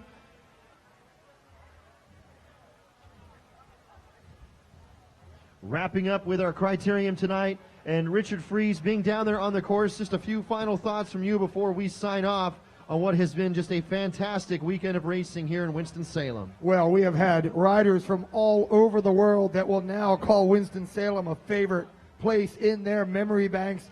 And I just cannot say how great this city puts together a great party. Want to thank Dr. Richard Rauch, the executive director of our Winston-Salem Cycling Classic Committee. We all want to thank Ray Bowden, who's our race director. Really couldn't have done it without Don Flo, Bill Oakes, Katie Rauch, Dr. Kenneth Nelson, Michael and Lynn Barry. Sterling Swaim did a phenomenal job, and we also had support from Jamie Bennett, Michael Robinson, Matt Geimar, Dr. Harold Pollard, Michael Southard, Cece Middleton, and Andrea McDonald. And our USA Cycling officials this evening, many thanks to Chuck Hodge, along with Mimi Newcastle, Brent Lyons, David Scarano, Stephen Stone, Stephen Johnson, for all of their help, not only with this criterium, but also the road race yesterday.